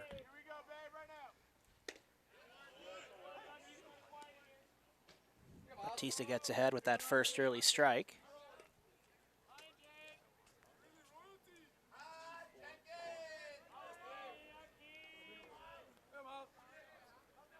Jenkins waiting for the pitch. Runner at first. 1-run ball game. Down. Do they have the runner? Snap, throw, tag behind. And so coming back behind on the bag allows the runner to make it to first base. Oh, so lucky to not make the last out on the base pass.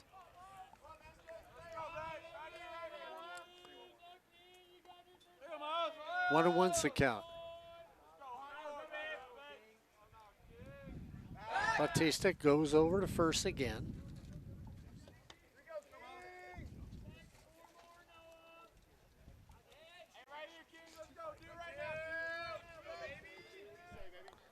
Jenkins out of Jay Serra. Takes that off the plate.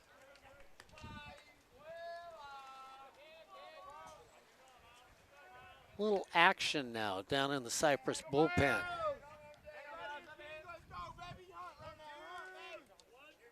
So we'll see if Batista is getting close to his limit in this game.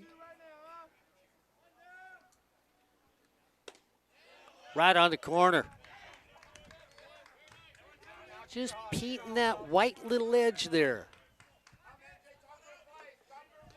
And Jenkins froze there at the eye. Are you sure? Are you sure that wasn't ball 3? Okay.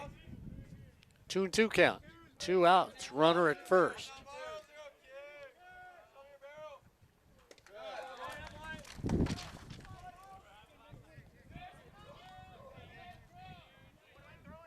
That one just above the letters.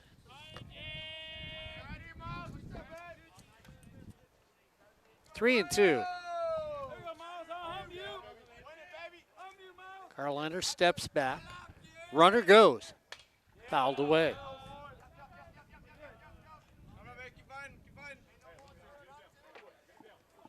Always a perfect running situation on a full count with 2 out. So Noah Estrom tags up. Carliner gives the fake, then backs up quickly. Noah goes. Fouled away again. That foul ball just missed a passing car.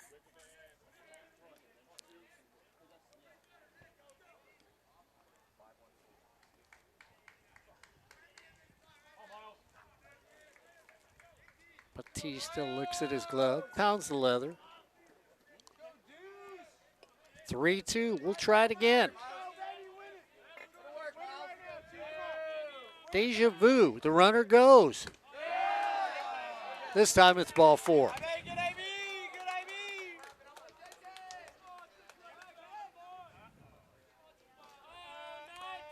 So Kordich comes to the plate. Dylan Kordich, as we have a conversation now out on the mound. Asking Batista how he feels. 2 runners on, 2 outs, 3-2 ball game.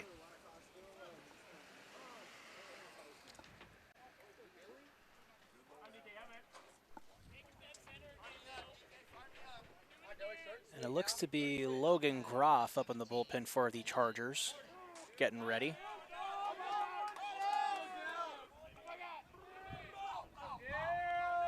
So Dylan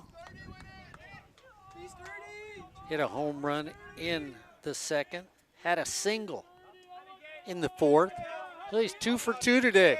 Money Man is at the plate. Dylan takes that for a strike. Nice high fastball just below the letters, right in that nice little sweet spot. It's like, I dare you to try and hit this one. We'll see if Dylan believes in perfection. He's 2 for 2.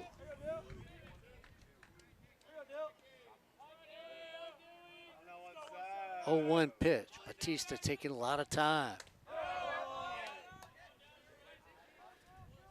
And Albert, Batista's taking more time now between each pitch.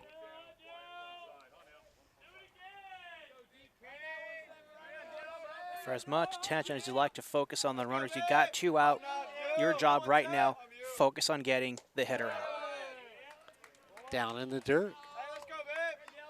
2-1, 2 outs. This is what Corey Nailing calls the hitter's pitch, the 2-1 count. Not paying attention to the runners.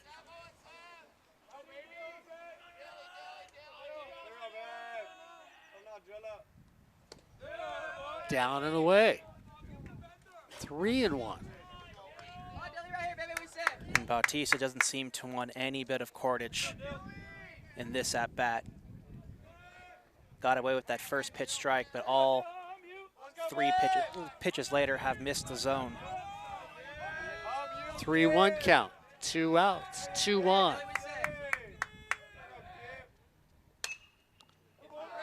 And it finds a place. Kordich is perfect. As another run comes to the plate. Astrom hustling around the bases, rounding third very aggressively, beats the throw at home. Adds another run for the Rustlers.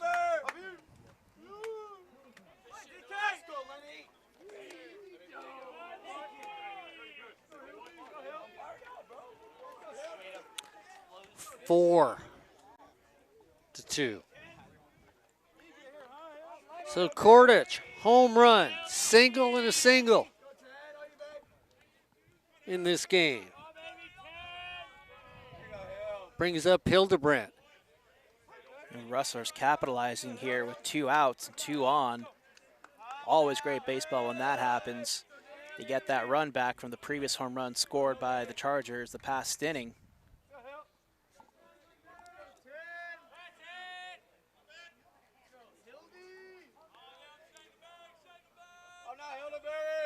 Runners go. Throw to second. Double steal. So you take off 2, and you get a double steal on the play. 2 more stolen bases for Golden West. And we talked about them earlier. They like to run. They're one of the better stealing teams in the OEC.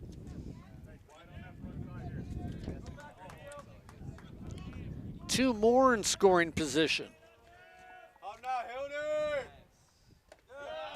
Down in the dirt. Batista just trying to get to the end of the inning.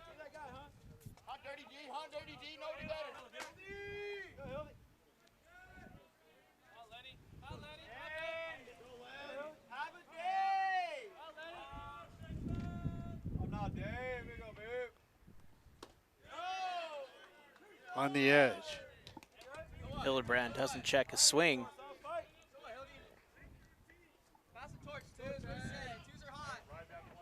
Ryan Brown went running down to the bullpen for the Chargers.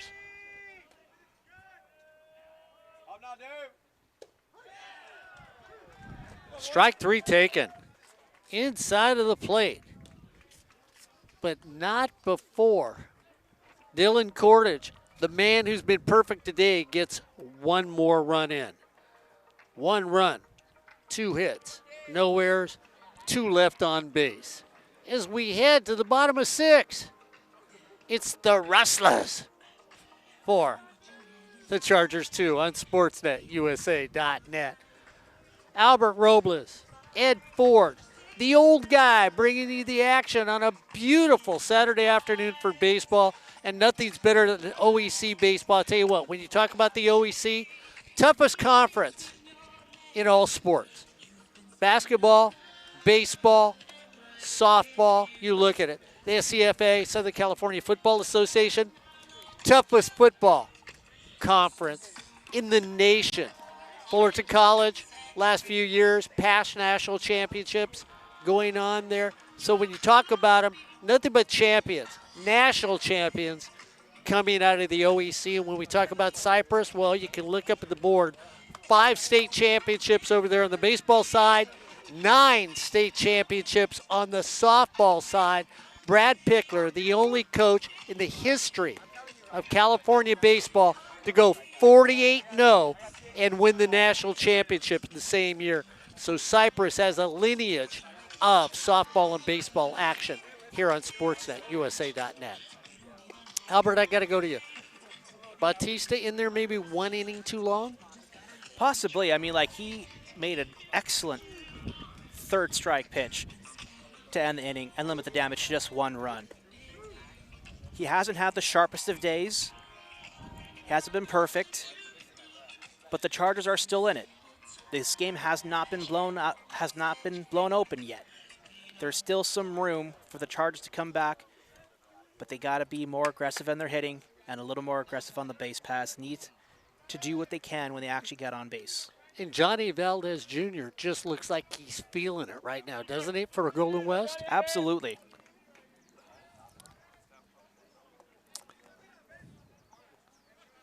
So Harris starting things off here in the bottom of the 6th, trailing by 2. Oh, Johnny looking like a little stronger right now. Now, I know you said that the Chargers have to be a little more aggressive at bat, but you don't want to go chasing. Valdez rocks and brings it.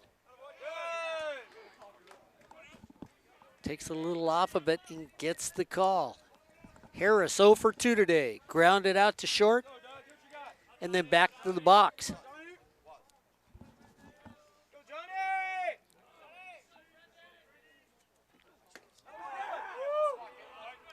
Just inside. Everybody over here said, looking sweet. Yeah, a little sweet and sour on that one. Golden West bench thought they had that one. Harris waits, 1-2 count. Johnny brings it home. Taken right there. Deep throw from short. Double clutch right there with money, and you've got to like it. Steven Casas takes his time, double clutches, and still gets the runner. Rifle of a throw to first.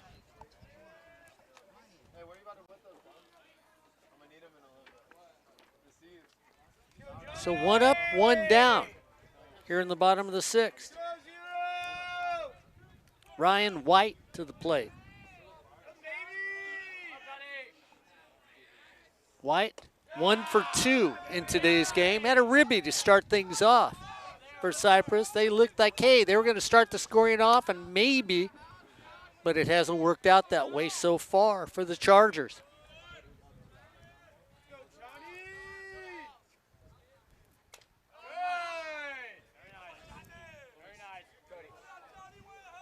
Johnny feeling good. Kordich at first. Hildebrandt at second. Casas at short. Miles Jenkins over at third for the Rustlers. Sammy Owa out and left.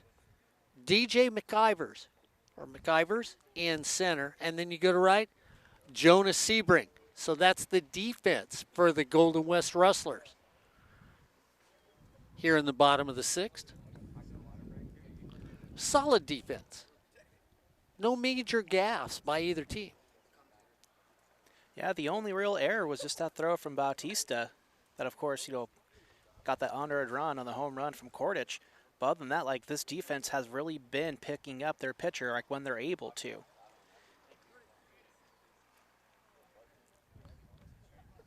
got Casas at short, Jenkins at third. Make an excellent duo.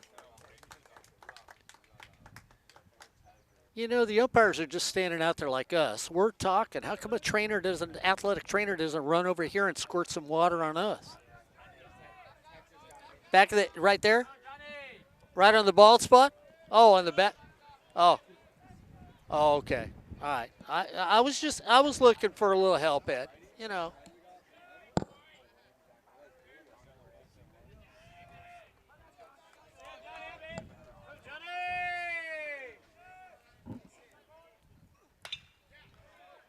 What Oh! a stab. Tell you what, you hit a line drive straight up the middle against them, and then what do? If you're Davis Hildebrandt, you just say, let me nonchalantly go down to a knee. Oh, excuse me, I got some dust on myself, and get it out on the play. Hildebrandt goes down in the dirt for a big second out.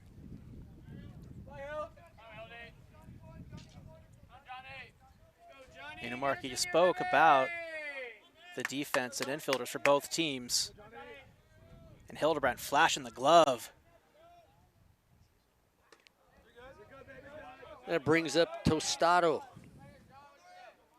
catching today for the Chargers. Just letting my partner know I know who's catching for him.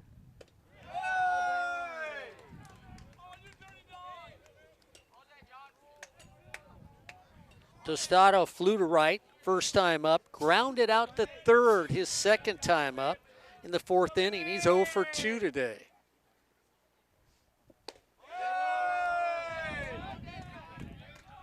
Well, they're wheeling and dealing from this side of the field. The Rustlers feeling good, trying to win 2 out of 3 in this 3-game series.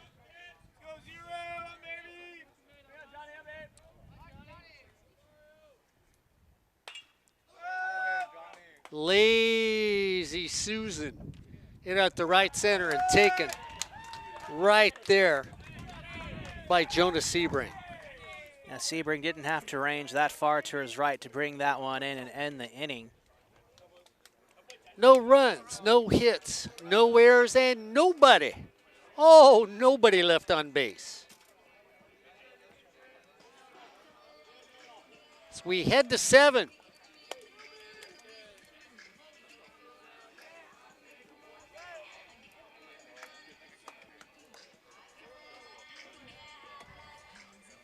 Just to make sure they finally get it up there. Well, look at that. It's now 94 to 96. Well, that's nice. I thought it was 4 to 2, but I looked at the scoreboard. Hey, you know, let's just boost people's ERAs up as quick as we can. It's 4 to 2, even though the scoreboard is saying a lot different. As the Rustlers are up. The Rustlers 2 and 3 in conference. The Chargers 3 and 2, leading the conference. The leader is 4 and 1. So we're just going to bunch things up a little closer as this game is going. We got a new pitcher in for the Chargers now, number 29, Logan Groff. Logan out of Pacifica High School, a Garden Grove product. Logan Pacifica so High far, School. 11 innings pitched, ERA of 3.97. Acceptable. Corey Nealon would like that. He'd say, I can accept that. Not too shabby for a relief pitcher.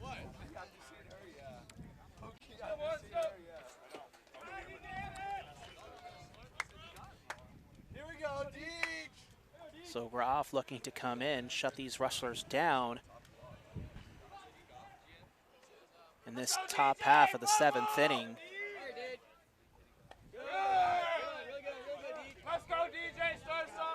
So DJ McEvers up there, betting 392 coming into the game.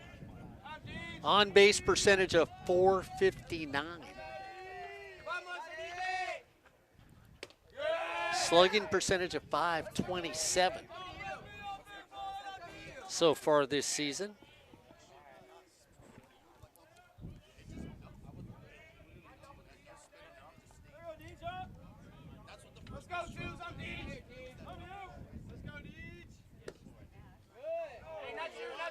Just catches the inside part of the plate.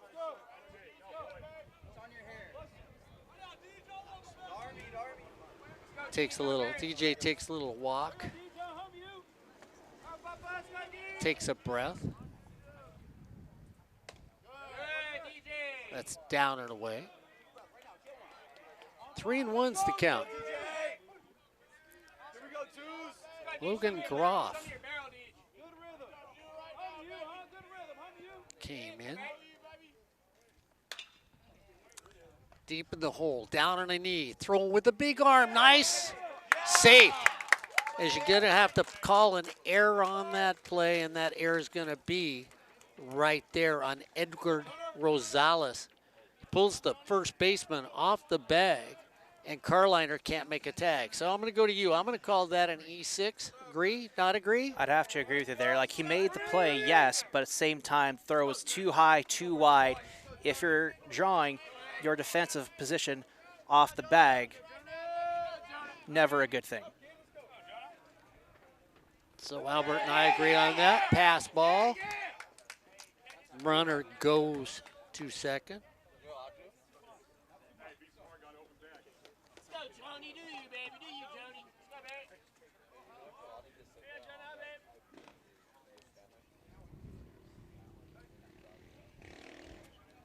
So a little conversation on the mound.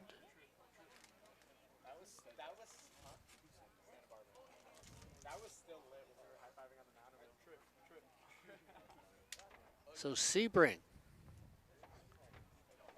grounded out to short, had a fiery triple in the third, and then a lazy Susan fly out the left in the fifth.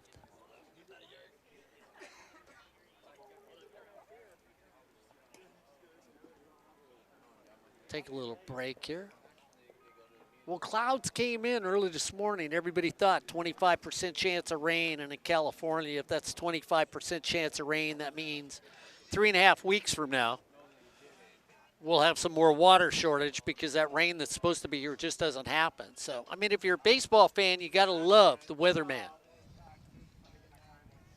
If you're a softball fan, you know, if it's winter sports, you're hoping they're wrong. You take that rain during a winter sport. Unless you're broadcasting a game on sportsnetusa.net. And looks like our little meeting is over. Looked like the Cypress athletic trainers are taking a look at the umpire crew. Seem to be all right. Sebring batting .371 coming into this game, so his average might go down a little because he's 1 for 3 today.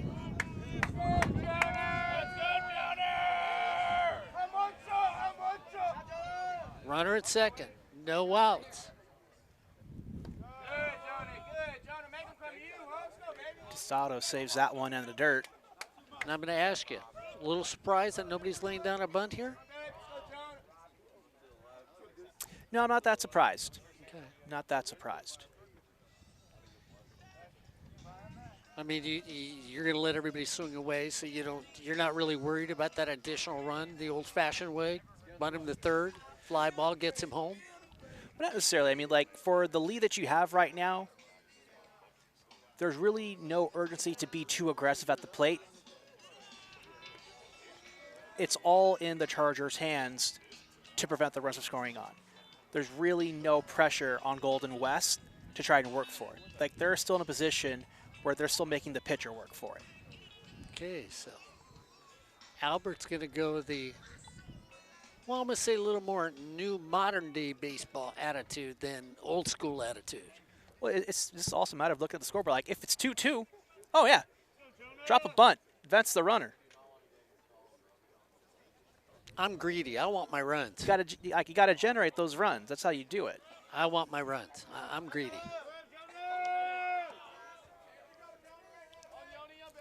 2-0 count to Sebring. Throw to second. Runner's back. So McEvert gets back to second base.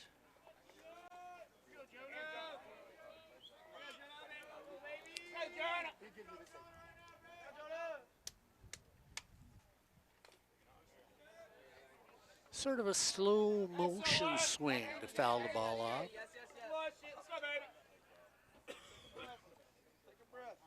Now, they didn't give the Chargers an error on McEvert's play. You and I both did. I can understand the reasoning why they wouldn't, though. Hurts that fielding percentage? Possibly. Like, I guess the throw pulled the first baseman off the bag. But it's not like he was like 5 feet off the bag. Like, it just barely pulled him off. The throw didn't go super wild. Like, he was able to field the ball. It's a little gray area. Ball in the dirt. Always sort of look at when they score games. I mean, I think Scott Beck probably was the toughest. I think I'm the second toughest, then Ryan Osborne. Then there's the gift master, Corey Nalen.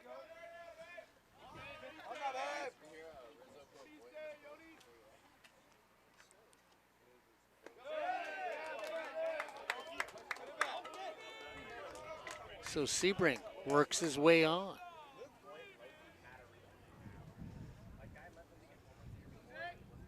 Sebring only saw 1 strike that entire at bat.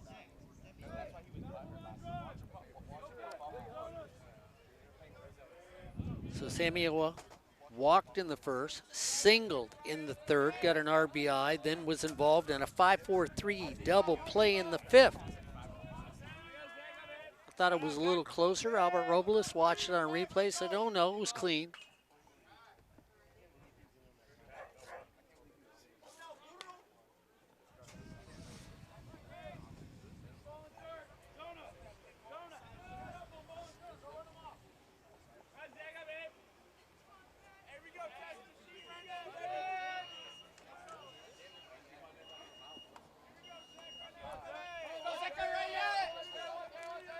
Two runners on.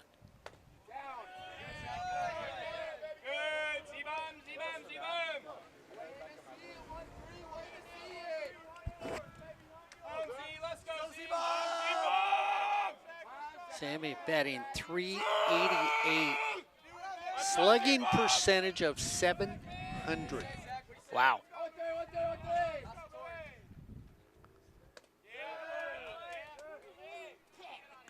And now home plate seems to be dancing on Logan. 2-1. No outs. Runner at first and second. Hitters count.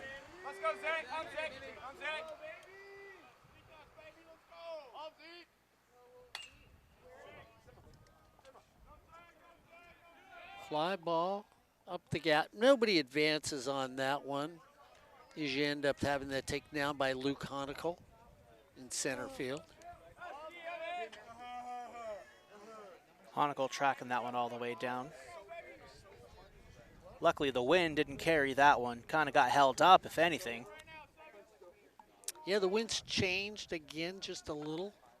Not as gusty. Casas comes up. Shortstop for the Rustlers. Throw to second, not in time. He struck out in the first, flew out to center in the third, grounded out to second in the 6th.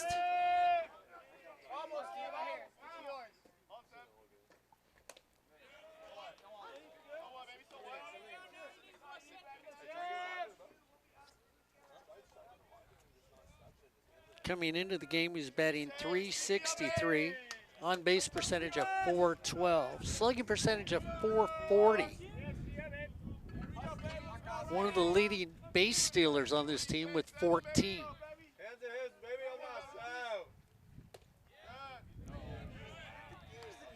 0-2. So if he hits it on the ground, he's got speed. He's going to be trouble to try and double up.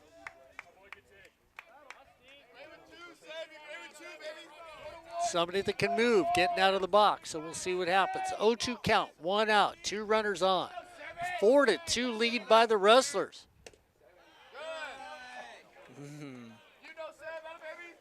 Well, if you're a Charger fan, you were hoping. If you're a Rustler fan, you're saying, oh, Blue, what a great call that was. That was one of those tight, little head scratcher calls. There you go. Depending what color you're wearing, you like it or you hate it. Logan steps out of the mound, fakes to second. Turning point of the game. here in the 7th.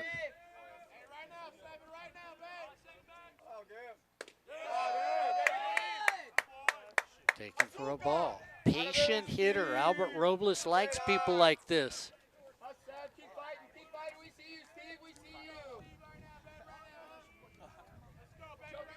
4 runs, 8 hits for the Rustlers. Swung on and missed, strike 3. So a big strikeout. Out number 2 in the inning, still 2 on. 2 outs. Looking at the replay there, looks like Groff went with the off speed. Get Casa swinging in the end, get 2 out. So that's bringing up the DH for the day. Gunnar McGran. Now, Mark, that's a great baseball name right there. Gunnar McGran. Oh, yeah. You know, and everybody used to call people nicknames. They used to call you Gunner as a nickname. Yeah. And Gunner says exactly that. Hits a line drive, but you just can't do much with it when you got Luke Honicle out in center field.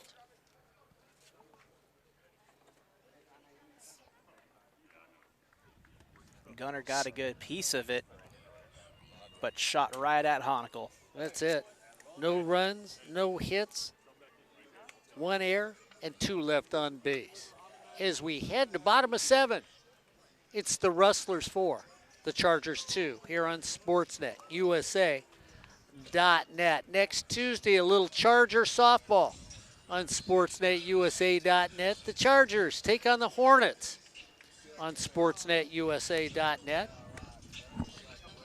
It'll be an exciting game. I thought one of my little Bumblebee buddies stopped by once again. Said, nice to see you guys. Stopped by. Said hi to Albert and Ed. He thought maybe I would get faked out and thought he was a Hornet.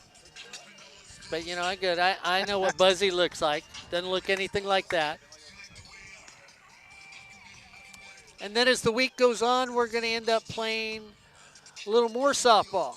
Cerritos College this coming week here on SportsNetUSA.net. And then we end the week back here with a doubleheader of baseball, Cypress College baseball, all on SportsNetUSA.net.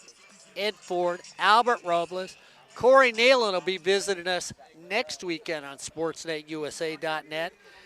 And being an old guy with nothing to do, well, what the heck? No better place to be than Cypress College to watch a little baseball or softball on the weekend, or be calling the game here on SportsNetUSA.net.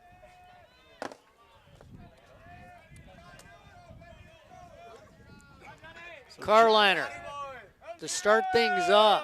Noah, first base person for these Chargers. Johnny Valdez Jr. still on the mound for these Rustlers, pitching an excellent game, looking to see this one through.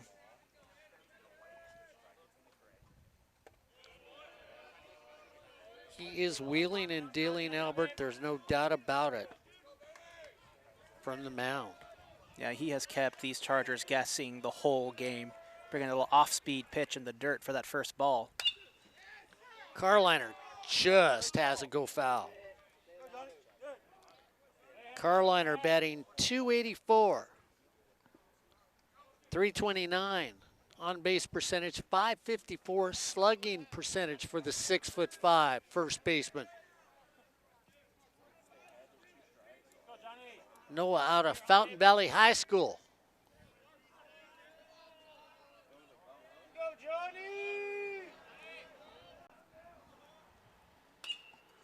Noah off the wrist. Is it going to die? Big run.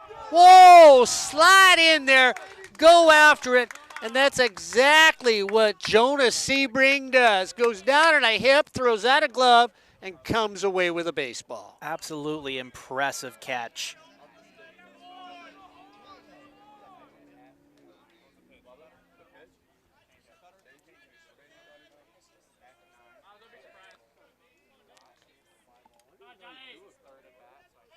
So Johnny Valdez says, thank you, defense, for making me look like I'm throwing such a great game out here today. And you know, Albert, that's really a lot of things that you miss. A pitcher's line's going to look great. Then you look at some of the stops that have been made in this game. Valdez ought to be buying gifts for a lot of defensive players. Absolutely, and with the way this wind's been flowing and changing the entire game, it's even more impressive that Sebring was able to track that down. Clearly it got held up and started to pull away from him because he stuck that glove out way past the left-hand side of his body. Just finds the glove, saw no grass whatsoever. That one is hit. And goodbye. Not only was it hit, I mean, I said it was hit. I didn't know it was hit that hard. Dean Toigo sends it over the right field wall. Crushed it.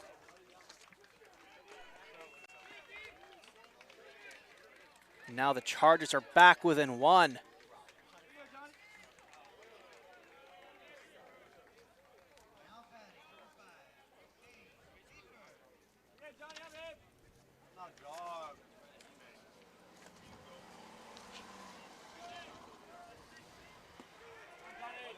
So it brings up Cade Leefer. And just when we got done saying Johnny Valdez is feeling good about it,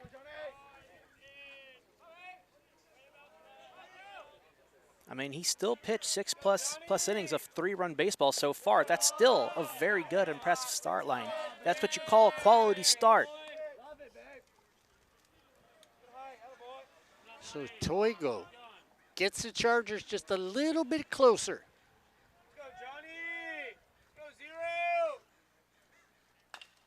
Cade off the fist, at the hole, back foot, throw to first. Nice play made right there by Davis Hildebrandt.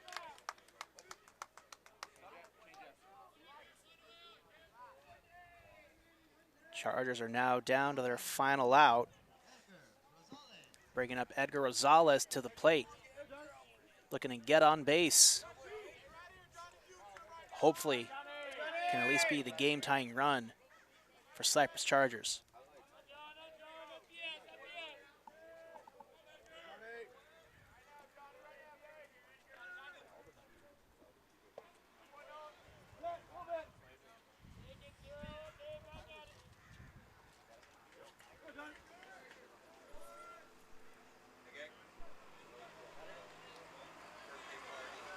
4-3 here in the 7th.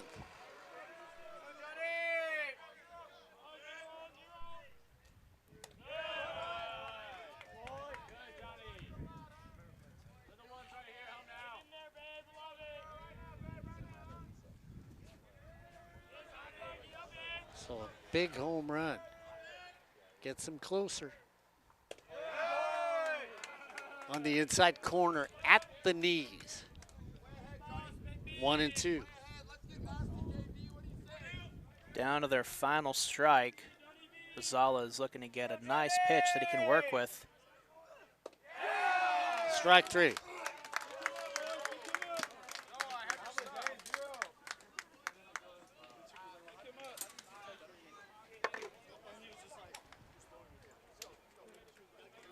So as we head to the top of the 8th inning,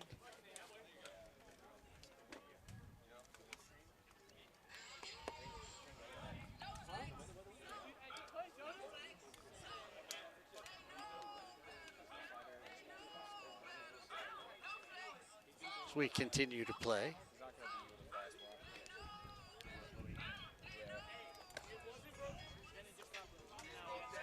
And people who often wonder about what happens on community college game days. If there's a doubleheader, they will play 9 and 7 on a doubleheader. So, you know, sometimes you never know. There could be a coach that, you know, in conference games where it goes. So this one, as we continue on here in the 8th inning. Cypress. Well, it looked like for a second when they got Valdez on that shot, I mean, it was just hit. It was gone. You know, but he takes a breath, steps back, and takes control again.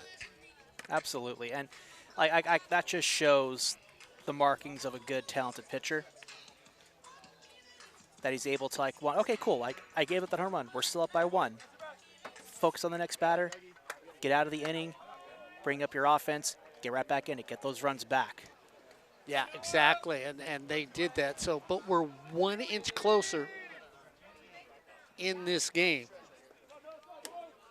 Logan Groff still on the mound for the Chargers. This will be his 2nd inning of work. Yeah. Noah Estrom comes up.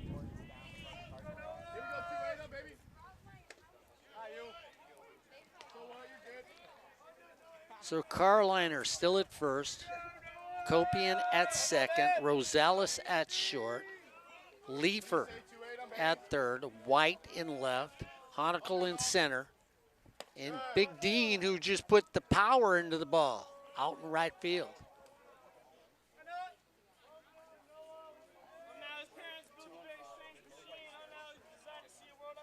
And of course, Logan Groff on the mound.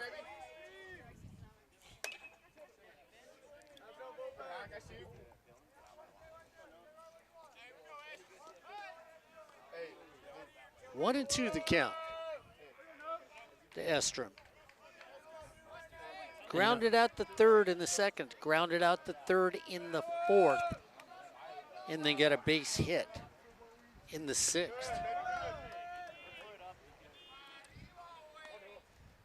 So it'll be Estrom, Jenkins, and Kordich. Those are the 3 coming up here in the top of the 7th.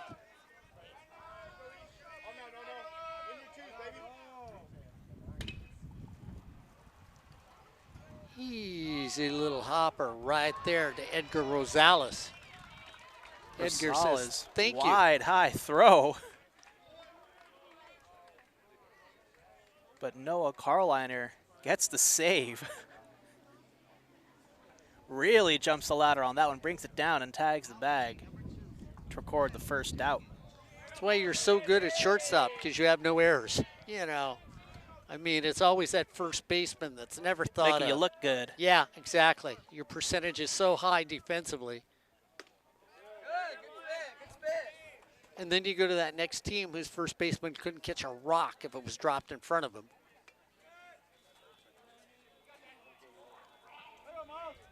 It's Miles Jenkins comes up. Miles walked and had a stolen base last time up.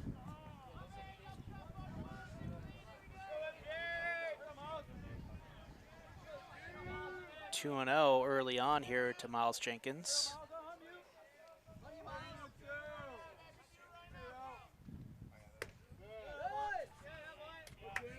So Miles is just getting everything just off the plate. 3-0 count. And if you're Miles, you'll be fine taking that walk, because with your speed, might as almost be as good as a double, knowing that you can very easily swipe a bag. Miles, being a student of Albert Robles, says, I'll take that 3-0 pitch. As Albert has insisted that batter should do. 3-1 to Miles. 3-2. So be selective, which is Albert Robles' motto for a hitter. He's walked the walk. Now let's see what he can get on this 3-2 pitch. Good job of Groff to work the count full by getting those other 2 strikes. Just misses outside. Jenkins says, thank you very much. So he does what Albert Robles says to do, and Albert, once again, hitter listens to you. It's over to first. That new batting school for Albert Robles. And I don't think Jenkins once took the bat off his shoulder. He looked at every single pitch that at bat. Well, Mr. Perfection is up at the plate. Mr. Kordich, he's been perfect today. Takes that first one way outside. Had that big home run in the second, had a single in the fourth, then had another RBI added to the sixth.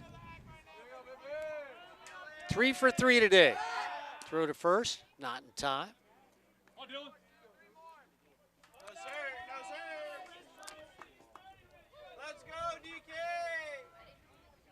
Dylan is hot today, to say the least. So's his bat. Throw over to first. Jenkins back. Albert, are you sending him? Yeah. Okay. Albert gave him the steal sign. Let's see if they take it. I know it contradicts what I said earlier, but Jenkins got wheels. Okay. You got to use them. All right. Albert flashed the steal sign again.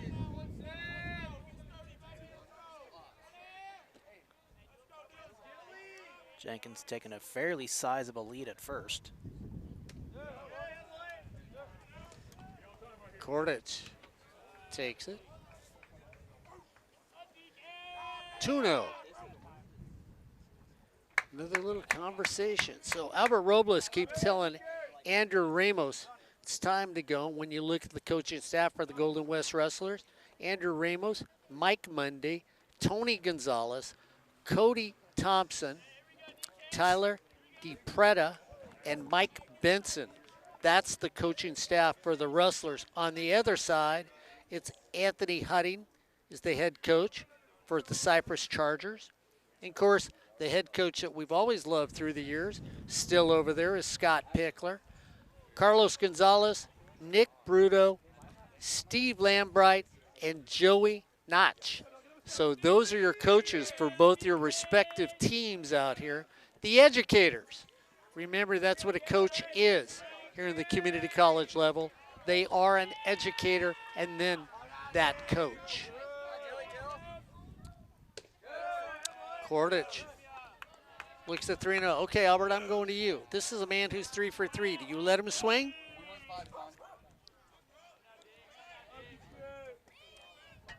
It better be right down the middle. It's high and away. It's far from down the middle. And Kordich walks. Tostado fields that one quickly for the Chargers. Otherwise, if that ball got any further away, Jenkins would have very easily taken third. Davis Hildebrandt now coming up. Flied to center, grounded to short, struck out. 0 for 3 this day.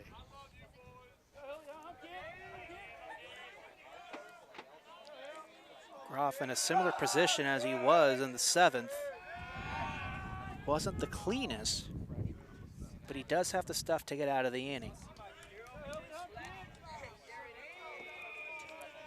Can be as easy as a nice ground ball. Copian almost behind second base, now backs off. First pitch swung and missed. Aggressive golf swing from Hildebrand. Carliner at first, Hakopian at second, Rosales at short, Leifer at third. That's the infield for these Chargers. Got to knock the ball down. Can't let it through or a run will score. Down in the dirt.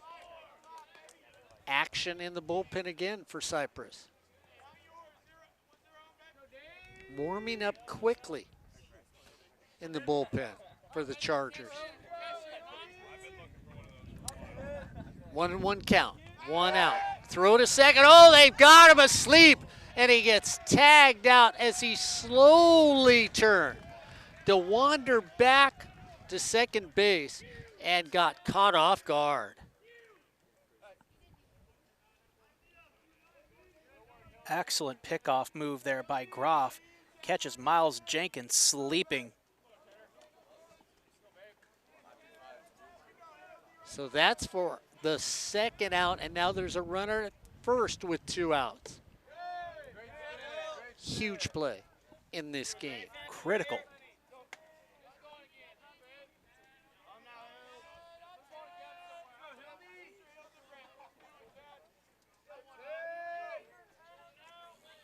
Previously, a single for the Rustlers would have brought Jenkins home easily. Now he'll need an extra base hit for Cordish to even have a chance at scoring. So Hildebrandt at the plate. 2-2, 2 outs. Runner at first. Pickoff play that might get Cypress out of the inning. Wind changing again.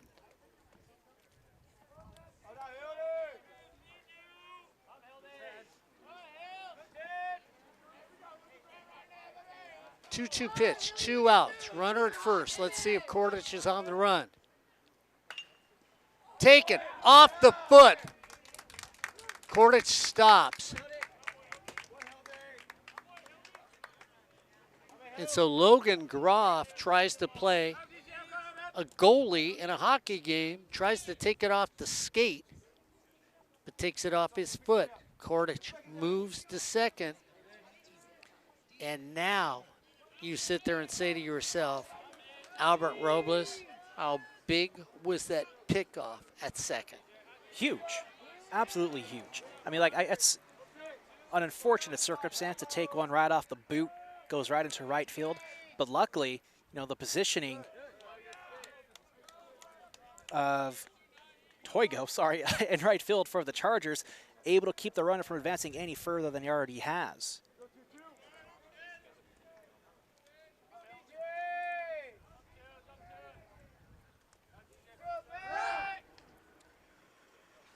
Throw back, not in time. But if Jenkins is on second, you kick that ball. He's scoring. Does he score? He's scoring. Okay. McEvers comes up, struck out, base hit, then got on in an air.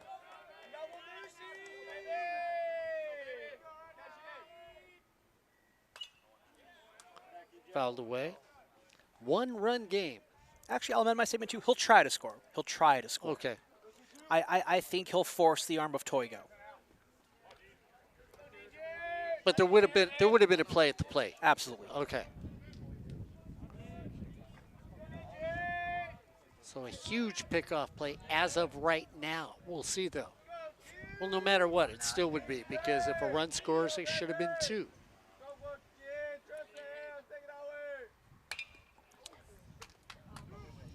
Throw over to second. Nice little dig right there at shortstop by Rosales. Rosales goes over to second to get out of the inning.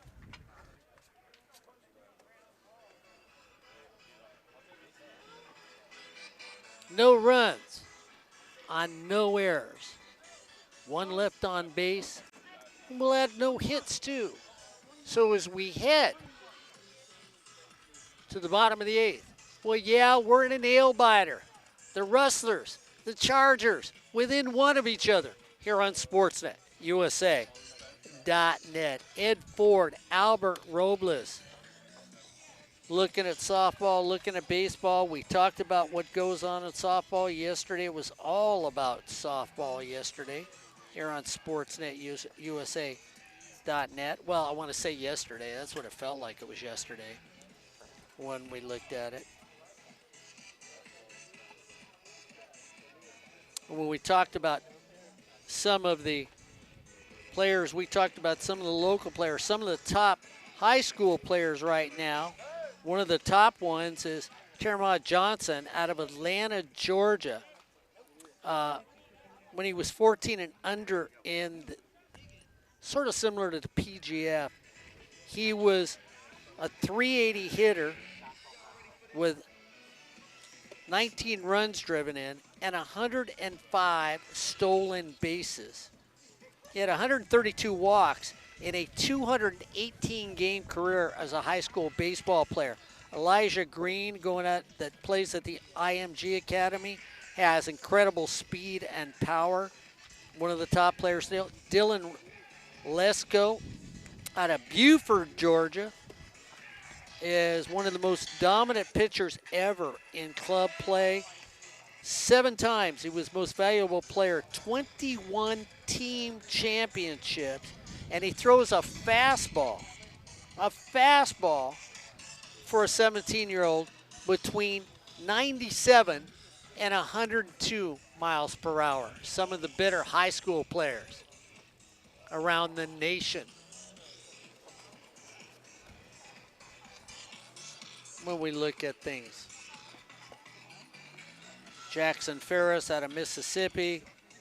Brock Porter out of Milford. A lot of East Coast. I got told, though, the kid who's playing shortstop over at Servite, I didn't get told his name, by all the high school coaches here in Southern California, says he'll be the #1 pick in the MLB this next draft. Those are big words. I was talking to the coaches from Golden West and from Cypress, and they said that's what the Servite coach is saying. The kid is that good. He said, you know, when people would talk about Derek Jeter when he played in the hard 9 over at El Dorado, they're talking that way about this kid right now. New pitcher on the mound for Golden West Rustlers is number 21, Luke Higgins, the freshman. Copian, who's going to start it off against Higgins.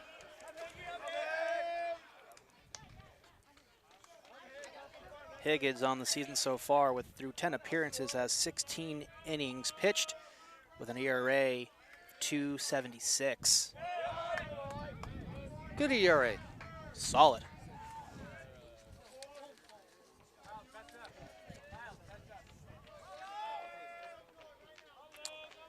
Copian. 1-1 count to him. Higgins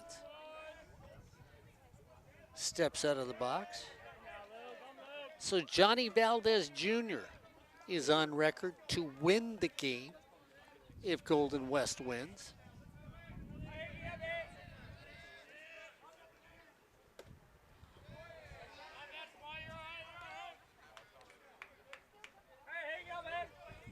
And double barrel action in the bullpen for the Cypress Chargers.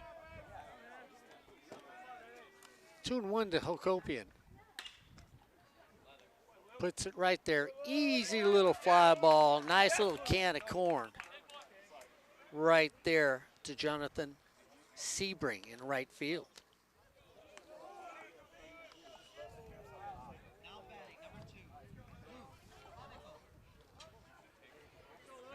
So that brings up Luke Honicle. Struck out. Got a base hit. And then hit a shot down the first baseline. Kordich handled it himself. 4-3 in a fast-moving, fun baseball game here at Cypress College on SportsNetUSA.net.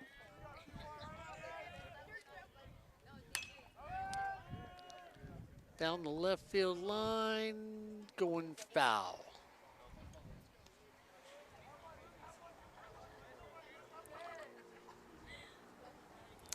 4-3. Looking at the stat line here for Luke Higgins. No wins in the season so far, 2 losses, 4 saves, 17 total strikeouts. With a K per 9 of just over 9. Lazy fly ball into left field. Taken right there by Zek Samioa.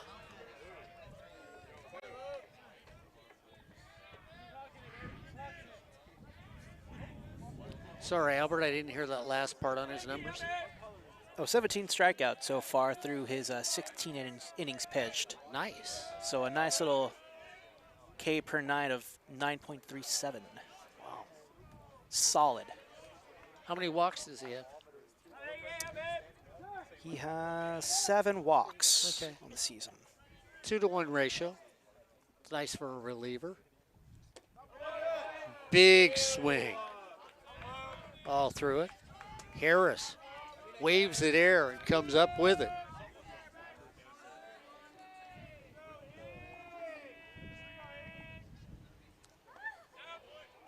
Down in the dirt. 2-1. 2 outs.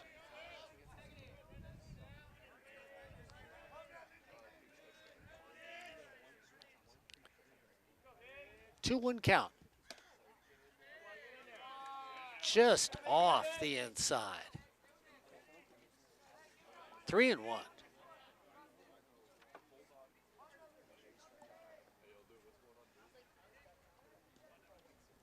Batter backs out. Ump cleans the plate. Used to say blue all the time, but now they all wear black like we do. You know? You still call them blue, though. You do, yeah, absolutely. Oh. Just catches the inside. So Harris works his way on with a walk. White comes up. Had a single with an RBI, had a stolen base in that first inning, then grounded out to short in the third, lined out to second in the sixth. 2 down. Defense just going to play pinball if it's hit your direction. Get in front of it, slow it down. If you can't make the play, make your runner stay to one base. Fly ball. Left field to the wall. It's gone! Oh! Oh, it just kept flying. Oh my, it had wings on it.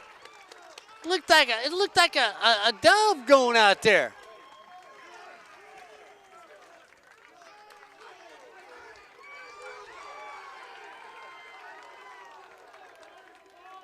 Albert Robles, that went out the same spot. There must be a vortex out there for balls out there. Well, the wind was blowing out to left center. Got to believe that it just caught that, carried it. And believe me, Ryan White put everything he had behind that one. It was a missile. So Cypress takes the lead here in the bottom of the 8th with a big 2-run dinger. Albert, that thing was hit so high, I didn't think it was going to make it. I mean, lately some of those deep fly balls have been dying in the outfield. But that one just caught that nice little tail end. Over the fence it goes. So we've seen a few today. I might go grab it when I take down the camera later. Swing through for a strike. So Tostado comes up. Big 2-run homer with 2 outs here in the bottom of the 8th.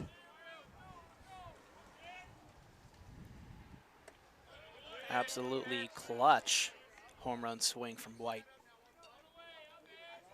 Tostado, flew out to right, grounded to third, and flew out to right again.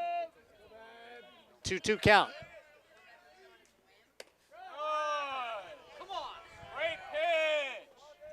Higgins bringing the heat, couldn't find the corner. 3-2.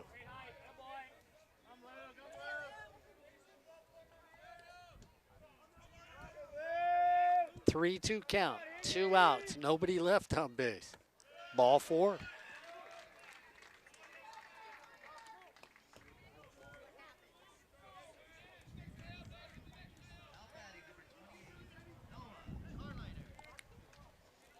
So Carliner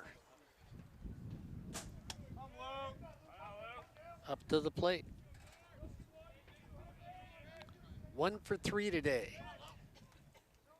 Carliner being the big boy, looking to do some big damage here. Would love an insurance run. Snagged behind the plate. Nice play by Noah Estrom. Looked like the ball was going to get away. Doesn't.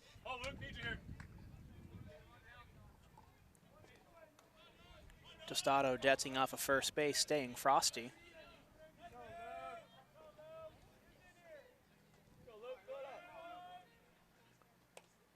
Taking that off. Runner goes. Throw to second. Not in time. So ball gets away, trickles a couple feet. They do what you like suggesting, right, Albert, is they love to have somebody take off running when it gets away. Yeah, with a 1-run lead and 2 out, you never want to make the last out on the base pass, but when it comes to little small mistakes like that, you need to be able to capitalize and take advantage of them when they happen because they're not always going to be there. So now a runner in scoring position for Carliner. Want to keep it a 1-run game. Here in the bottom of the 8th.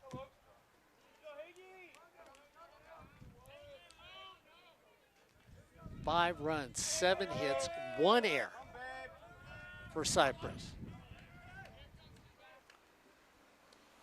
Down in the dirt.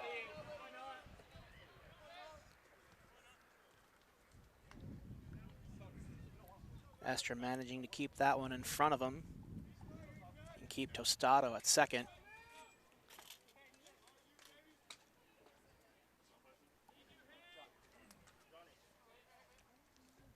So we're going to get a timeout.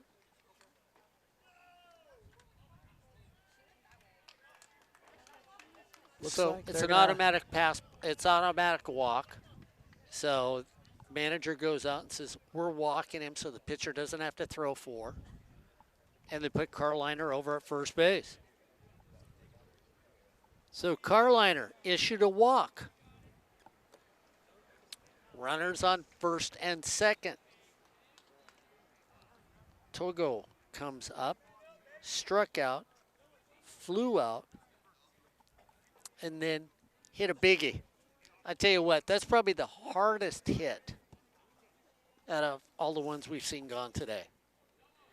Absolutely. I mean, Toigo swinging from the right side of the plate, big lefty swing, crushed that over the right field wall. Saw that one all the way through. So we'll see if he can do what he did in the 7th. Line drive that I just said, he hit it, and that he did.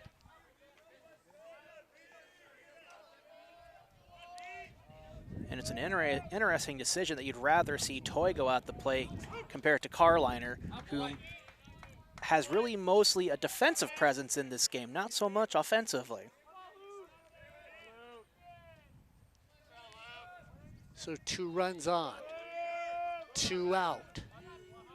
We'll see what happens with those 2 runners that are on base. They get left there. Ball down in the dirt.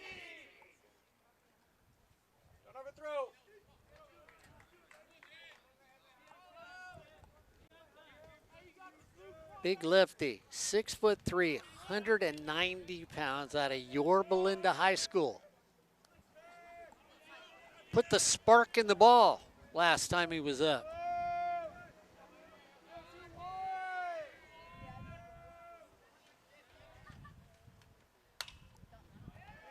That one he gets jammed at. If they can't get to it, it drops. It scores a run. He gets another one. Ball gets away.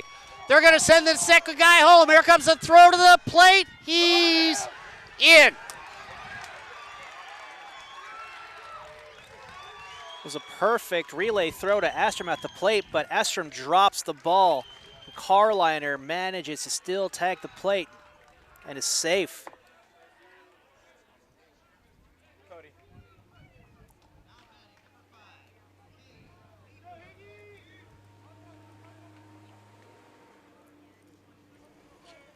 So 2-run score.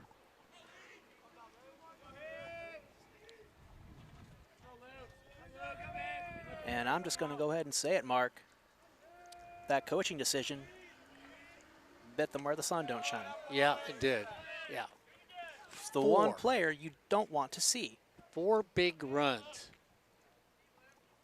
here in the bottom of the 8th.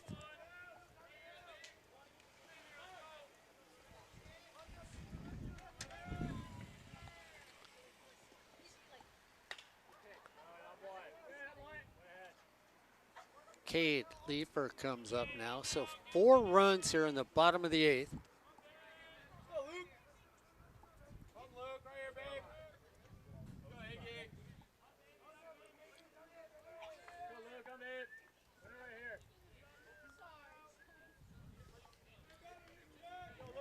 Four runs on 2 hits. Throwing a couple walks.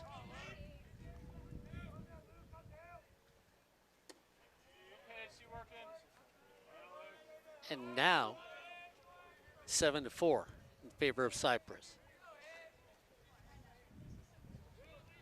Absolutely. It's like the Chargers came into this inning, saw the stats for Luke Higgins, and were like, let's change that. Let's do something about it. Runner goes. Comes back with the ball in the dirty to be standing at second, drinking a glass of water. Sometimes you just got to commit.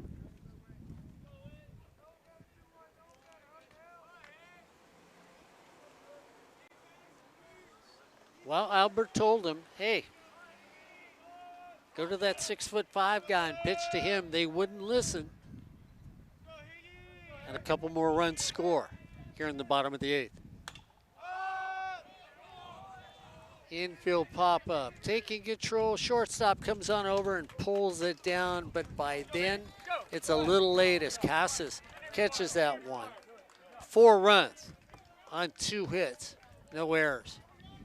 1 left on base. As we head to the top of the 9th, it's now the Chargers 7, the Rustlers 4, here on Sportsnet, USA.net. Albert Robles, Ed Ford, the old guy, Mark Pavlovich, happy to bring you this game today on a beautiful Saturday afternoon here at Cypress Field. You know, you look at this field, 5 championships, some of the names that are up on the wall, just quality individuals. And probably maybe the best reliever in baseball pitched here. He's head of player personnel now down in San Diego, home of the Padres. So are you gonna put Trevor Hoffman as one of the all-time best relievers? Absolutely.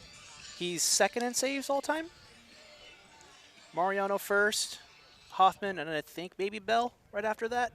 That I wouldn't know, but I know he's right there. So some of the names that you can look at here, Brian Downing. I mean, like went here. When you have an award named after you, that says something. Here we go. Now we know how to put your name in iconically. Make up an award, name it after yourself. Like, you know, you just start an award here, call it the Albert, you know. We'll create one for Ed, we'll call it the High Desert. My award could be the most pitches taken on 3-0.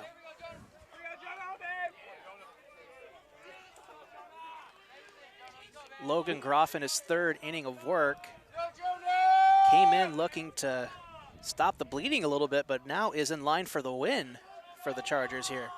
So we go to the top of the order for the Rustlers.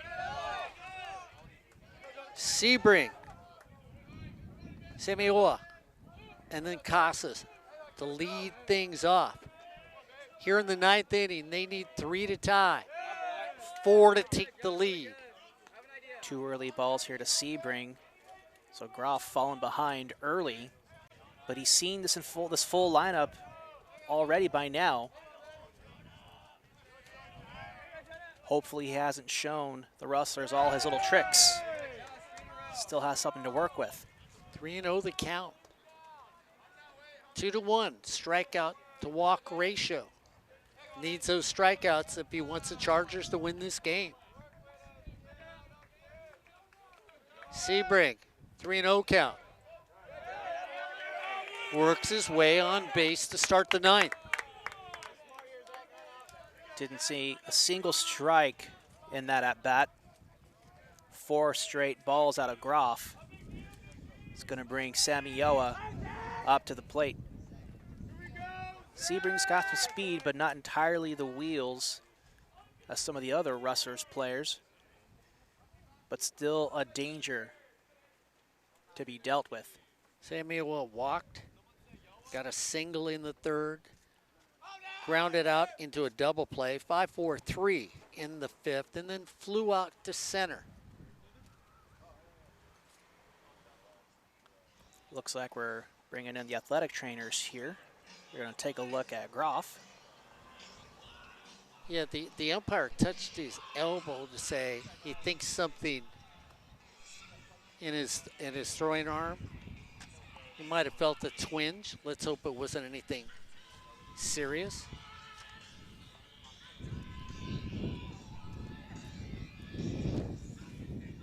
Never want one of these student athletes to get hurt.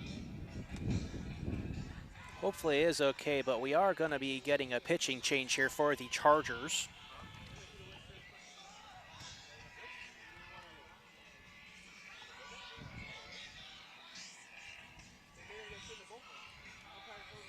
And coming in for Groff to close things out is going to be Carson Frazier, the freshman from Temecula Valley High School. So we talked about the standings right now. Saddleback going into the day was 4-1. Fullerton's 3-2. Cypress was 3-2. Santa Ana 2-3. Golden West 2-3. Riverside 2-3. Irvine Valley 2-3. And Orange Coast College 2-3. Those are the standings in conference. When you look at overall, Saddleback 17-5. You look at Santa Ana 17-4. And then you look at Golden West 14-8 coming into this game. And Cypress 11-10. So out of all the contenders, overall Cypress had the lowest winning record when you looked at them. Saddleback winning percentage 773 right now, followed by Fullerton at 625. Santa Ana 795 as a winning percentage. So they're the best out there. That's the standing so far in the OEC coming into today's game. Chargers hoping to get another win in that win column, with Frazier coming into the mound. Through 8 appearances, he's got 10 and a third innings pitched with an ERA just over 6 with 6.1. 2 wins on the year so far, no saves, no losses. With the score as it is right now, he would be in line for his first save of the season.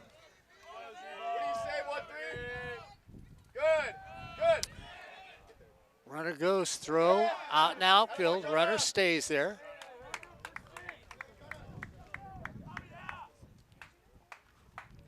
So you work your way out of a double play ball. And you know, I was telling you how tough the OEC is. Realize in the state rankings, Saddleback, Santa Ana, 2-3 in the state of California. Saddleback, Santa Ana, OEC. Home on 3, baby.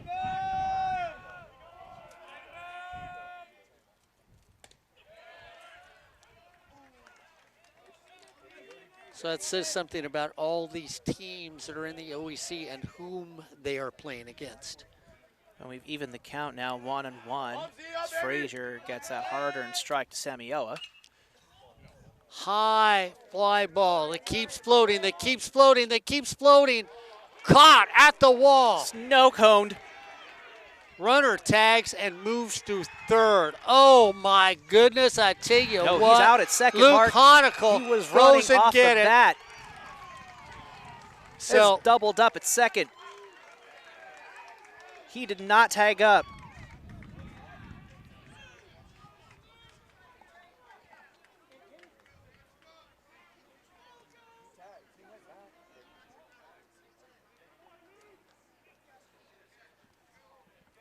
So Honicle goes and takes it down.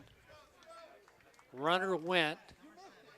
So they double him up on a fly ball to dead center field, taken off the wall with his body.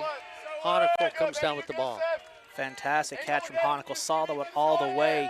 It was dangerous the entire time. And that ball was a little snow cone catch. Good. Good spit.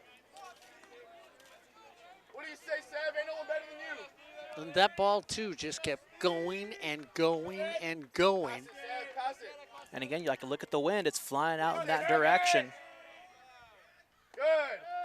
And if that goes far enough. Then we got a whole new game. Yeah. What do you say, Stevie? I'm babe. Because then we'd have no outs, and the Rustlers would be down by 1. Yeah. Cassis comes out. Nobody gets in on a catch and then a throw and double play. Clears the bases. And instead of 2 in, we've got 2 out. Down by 3. And this is the last, maybe, at bat for Golden West College. 2 balls, 2 strikes, 2 out. Rustlers down to their last strike. Good. For a second, I thought it hit Casas, but no, just turns away. I thought it hit the heel of the bat. Very fortunate of them, And that's what it did. That's dangerous there. That's what it did. It hit the heel of the bat. What do you say, Stevie? Good. Oh, no, now that's interesting. He never signaled if it was a ball or a strike. So it was a ball. They never hit him. Yeah, so he didn't call it a ball nor signaled anything, but it was a ball. So you get the runner over at first. So Casas works the walk. He's going to bring up Gunnar McGran. Love saying that name. I'm now gun. And if the folks at home are listening and it's actually Gunnar, which we're not sure, everybody says Gunnar. So Casas takes off running. And with that wild pitch, it's going to put him at third. no, it hit the batter. Ooh, Hit the batter. very fortunate. Very fortunate for the Chargers. Well, bad for the Chargers because you put another runner on, but at least it hit him, so it prevents Casas going over to third. Yeah. I mean, it's a double-edged sword there. It's like it did some damage, but it could have been a lot worse. So now you go back the play that Hanekel makes. He goes all the way to the wall, reaches up. You already called it. Strawberry snow cone all the way out there. And then gets the runner at second base. And I thought he had gone back to tag up. Now, I was watching it the entire time because, like, for me, I'm in line of, like, where the catch was made, and second base is right there in my eyesight. He left just a little too early. He left a little too Just early? a little too early. Okay. So he was there by the bag. Yeah. But he just took off Took off just just before a the little ball bit got too early. caught. Yep. Okay, all right. Because I thought, I know I saw him standing on the bag. And when you said that, I thought, wait a minute, he was on the bag when I looked. So. Because, like, from my vantage point, like, I believe that the runner read it as, oh, it's off the wall, I'm going. But he already caught it. Bang, bang. Yep. Bang, bang. Okay, all right. So that was the reason for the throw out at second base. So Frazier's day is done. Able to get the 2 outs, but unable to get the third and close it out. And now we've got Travis Lavender. I think it's Lavender. That's the way it's L-A-V. Lavender. Deer. Lavender. We're going to say Lavender. Okay. Through 6 appearances, he's pitched 7 innings, ERA over 7. No wins, no losses for Lavender. But with only 1 out to get, you don't need to be super solid. Just got to get the out. You know, they want to hit it on the ground. That's fine with me, even if it's a base hit. Don't let it get up in the air. You know, we could say all those shots were hit, but from where we were standing, a couple of those home runs, even the one that was caught by Hanekel, looked like the wind was going, go, baby, go, baby, go, baby. And that one that Hanekel caught, it almost was like that ball was caught just maybe like 2 feet short of the tape there. That much. It's been an exciting game here between Golden West College and Cypress College. And like we said, everybody's bungled up. Nobody's running away with this thing. And you look at the state rankings, 2-3, OEC. Saddleback, Santa Ana. Right there, it's 2-3. Championship baseball in the OEC, you betcha. It doesn't matter what team you're looking at. They're all championship programs here in the Orange Empire Conference. And it's our pleasure to bring you this game here on Sportsnet, USA.net. So it'll be Noah Estrom up at the plate for the Rustlers against Lavendier. Making his first appearance in this game.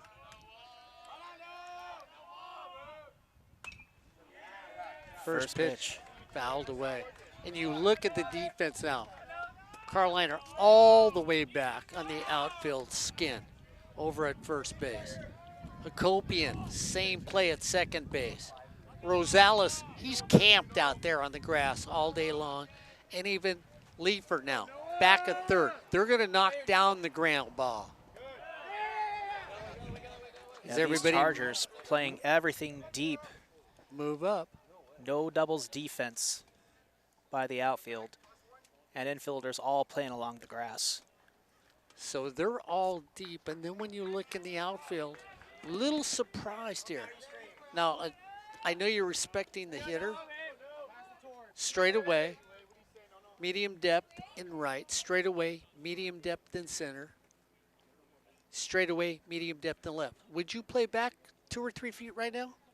Just a little bit. Like, I mean, like they're fairly. It's like medium deep, yeah. Okay. Medium deep, because like with the way the ball is being carrying and like the talents of those outfielders, they have the range to make that catch. Just thinking, I really don't want anything to go over my head, not because of the 2 runners on, but because of the batter that's at the plate. You're trailing by 3. I don't want him to get to second. Well, I mean, like with how deep they are, like if they hit it over their head, congratulations, you've earned it. What we really don't want to do is have something drop in front of you and have any one of those runs score either. Swing through. 1-2. 1-2. 2 outs. Runner at second and third, trailing by 3. A great circus catch earlier in this inning to double up a runner at second base. The balance here for Golden West on the line with this pitch. 1-2. Gonna drop. Ball's down. 2 runs in.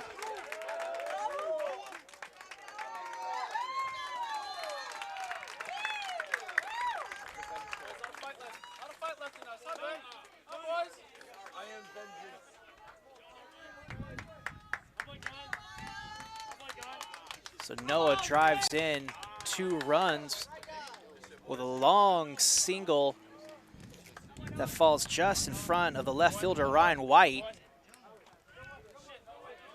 He was fielded in the excellent position to field that ball, but he kind of bobs it a little bit. Didn't matter, those 2 runs were going to score on that clutch single. So now, Miles Jenkins comes up.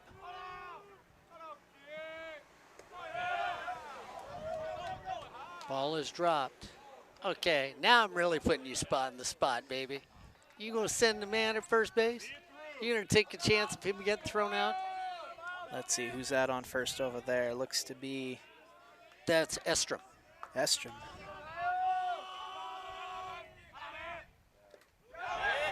That hit him. It hit him. Well, now you don't have to decide that, do you? Let's see, well, like it was Estrom that got the single, but I noticed, like, no. That guy's a little short to be Estrom, so like they went with a pitch runner. It's the number 5, Mylan Jones, running for Estrom. So it's Jones at second and Jenkins at first. Out of Beckman High School, Mr. Jones.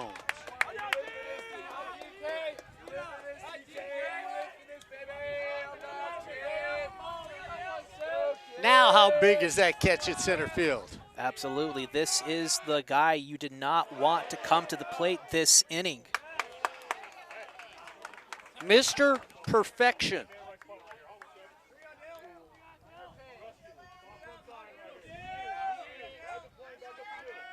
Two for 2 today.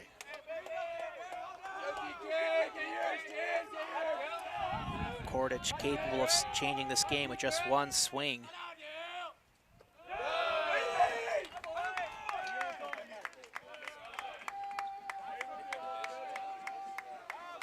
Gets ahead in the count, 2-0.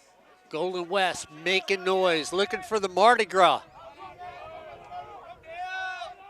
Pop the cork is what they want. Kordich takes it on the outside, doesn't go after it. Wasn't his pitch.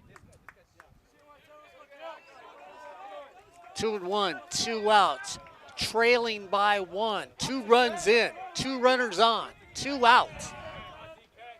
2-1 pitch. Base hit. Did they send the runner? They hold him station to station. He stays perfect for the day. Now the bases are juiced.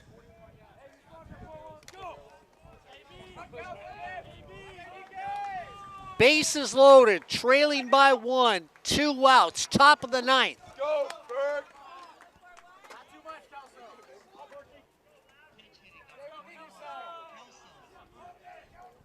It's going to be Elson Burke, number 41 of the Rustlers, pinch hitting here.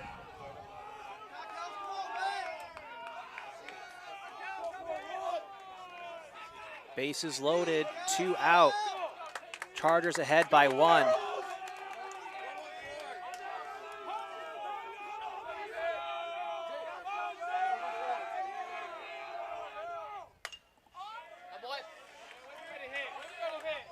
Burke fouls that off left field.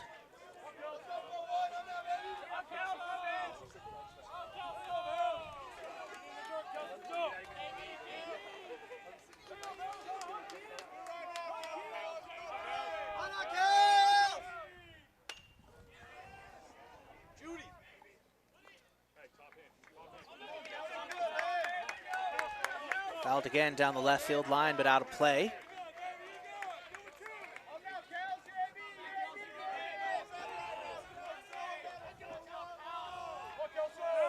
Seven to 6.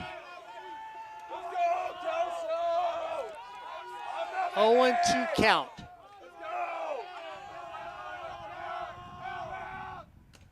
Strike 3.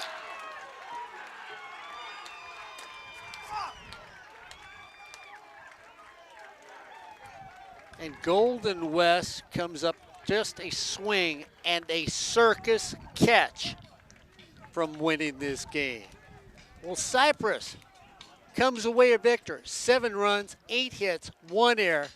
Golden West, 6 runs, 11 hits, and 1 error.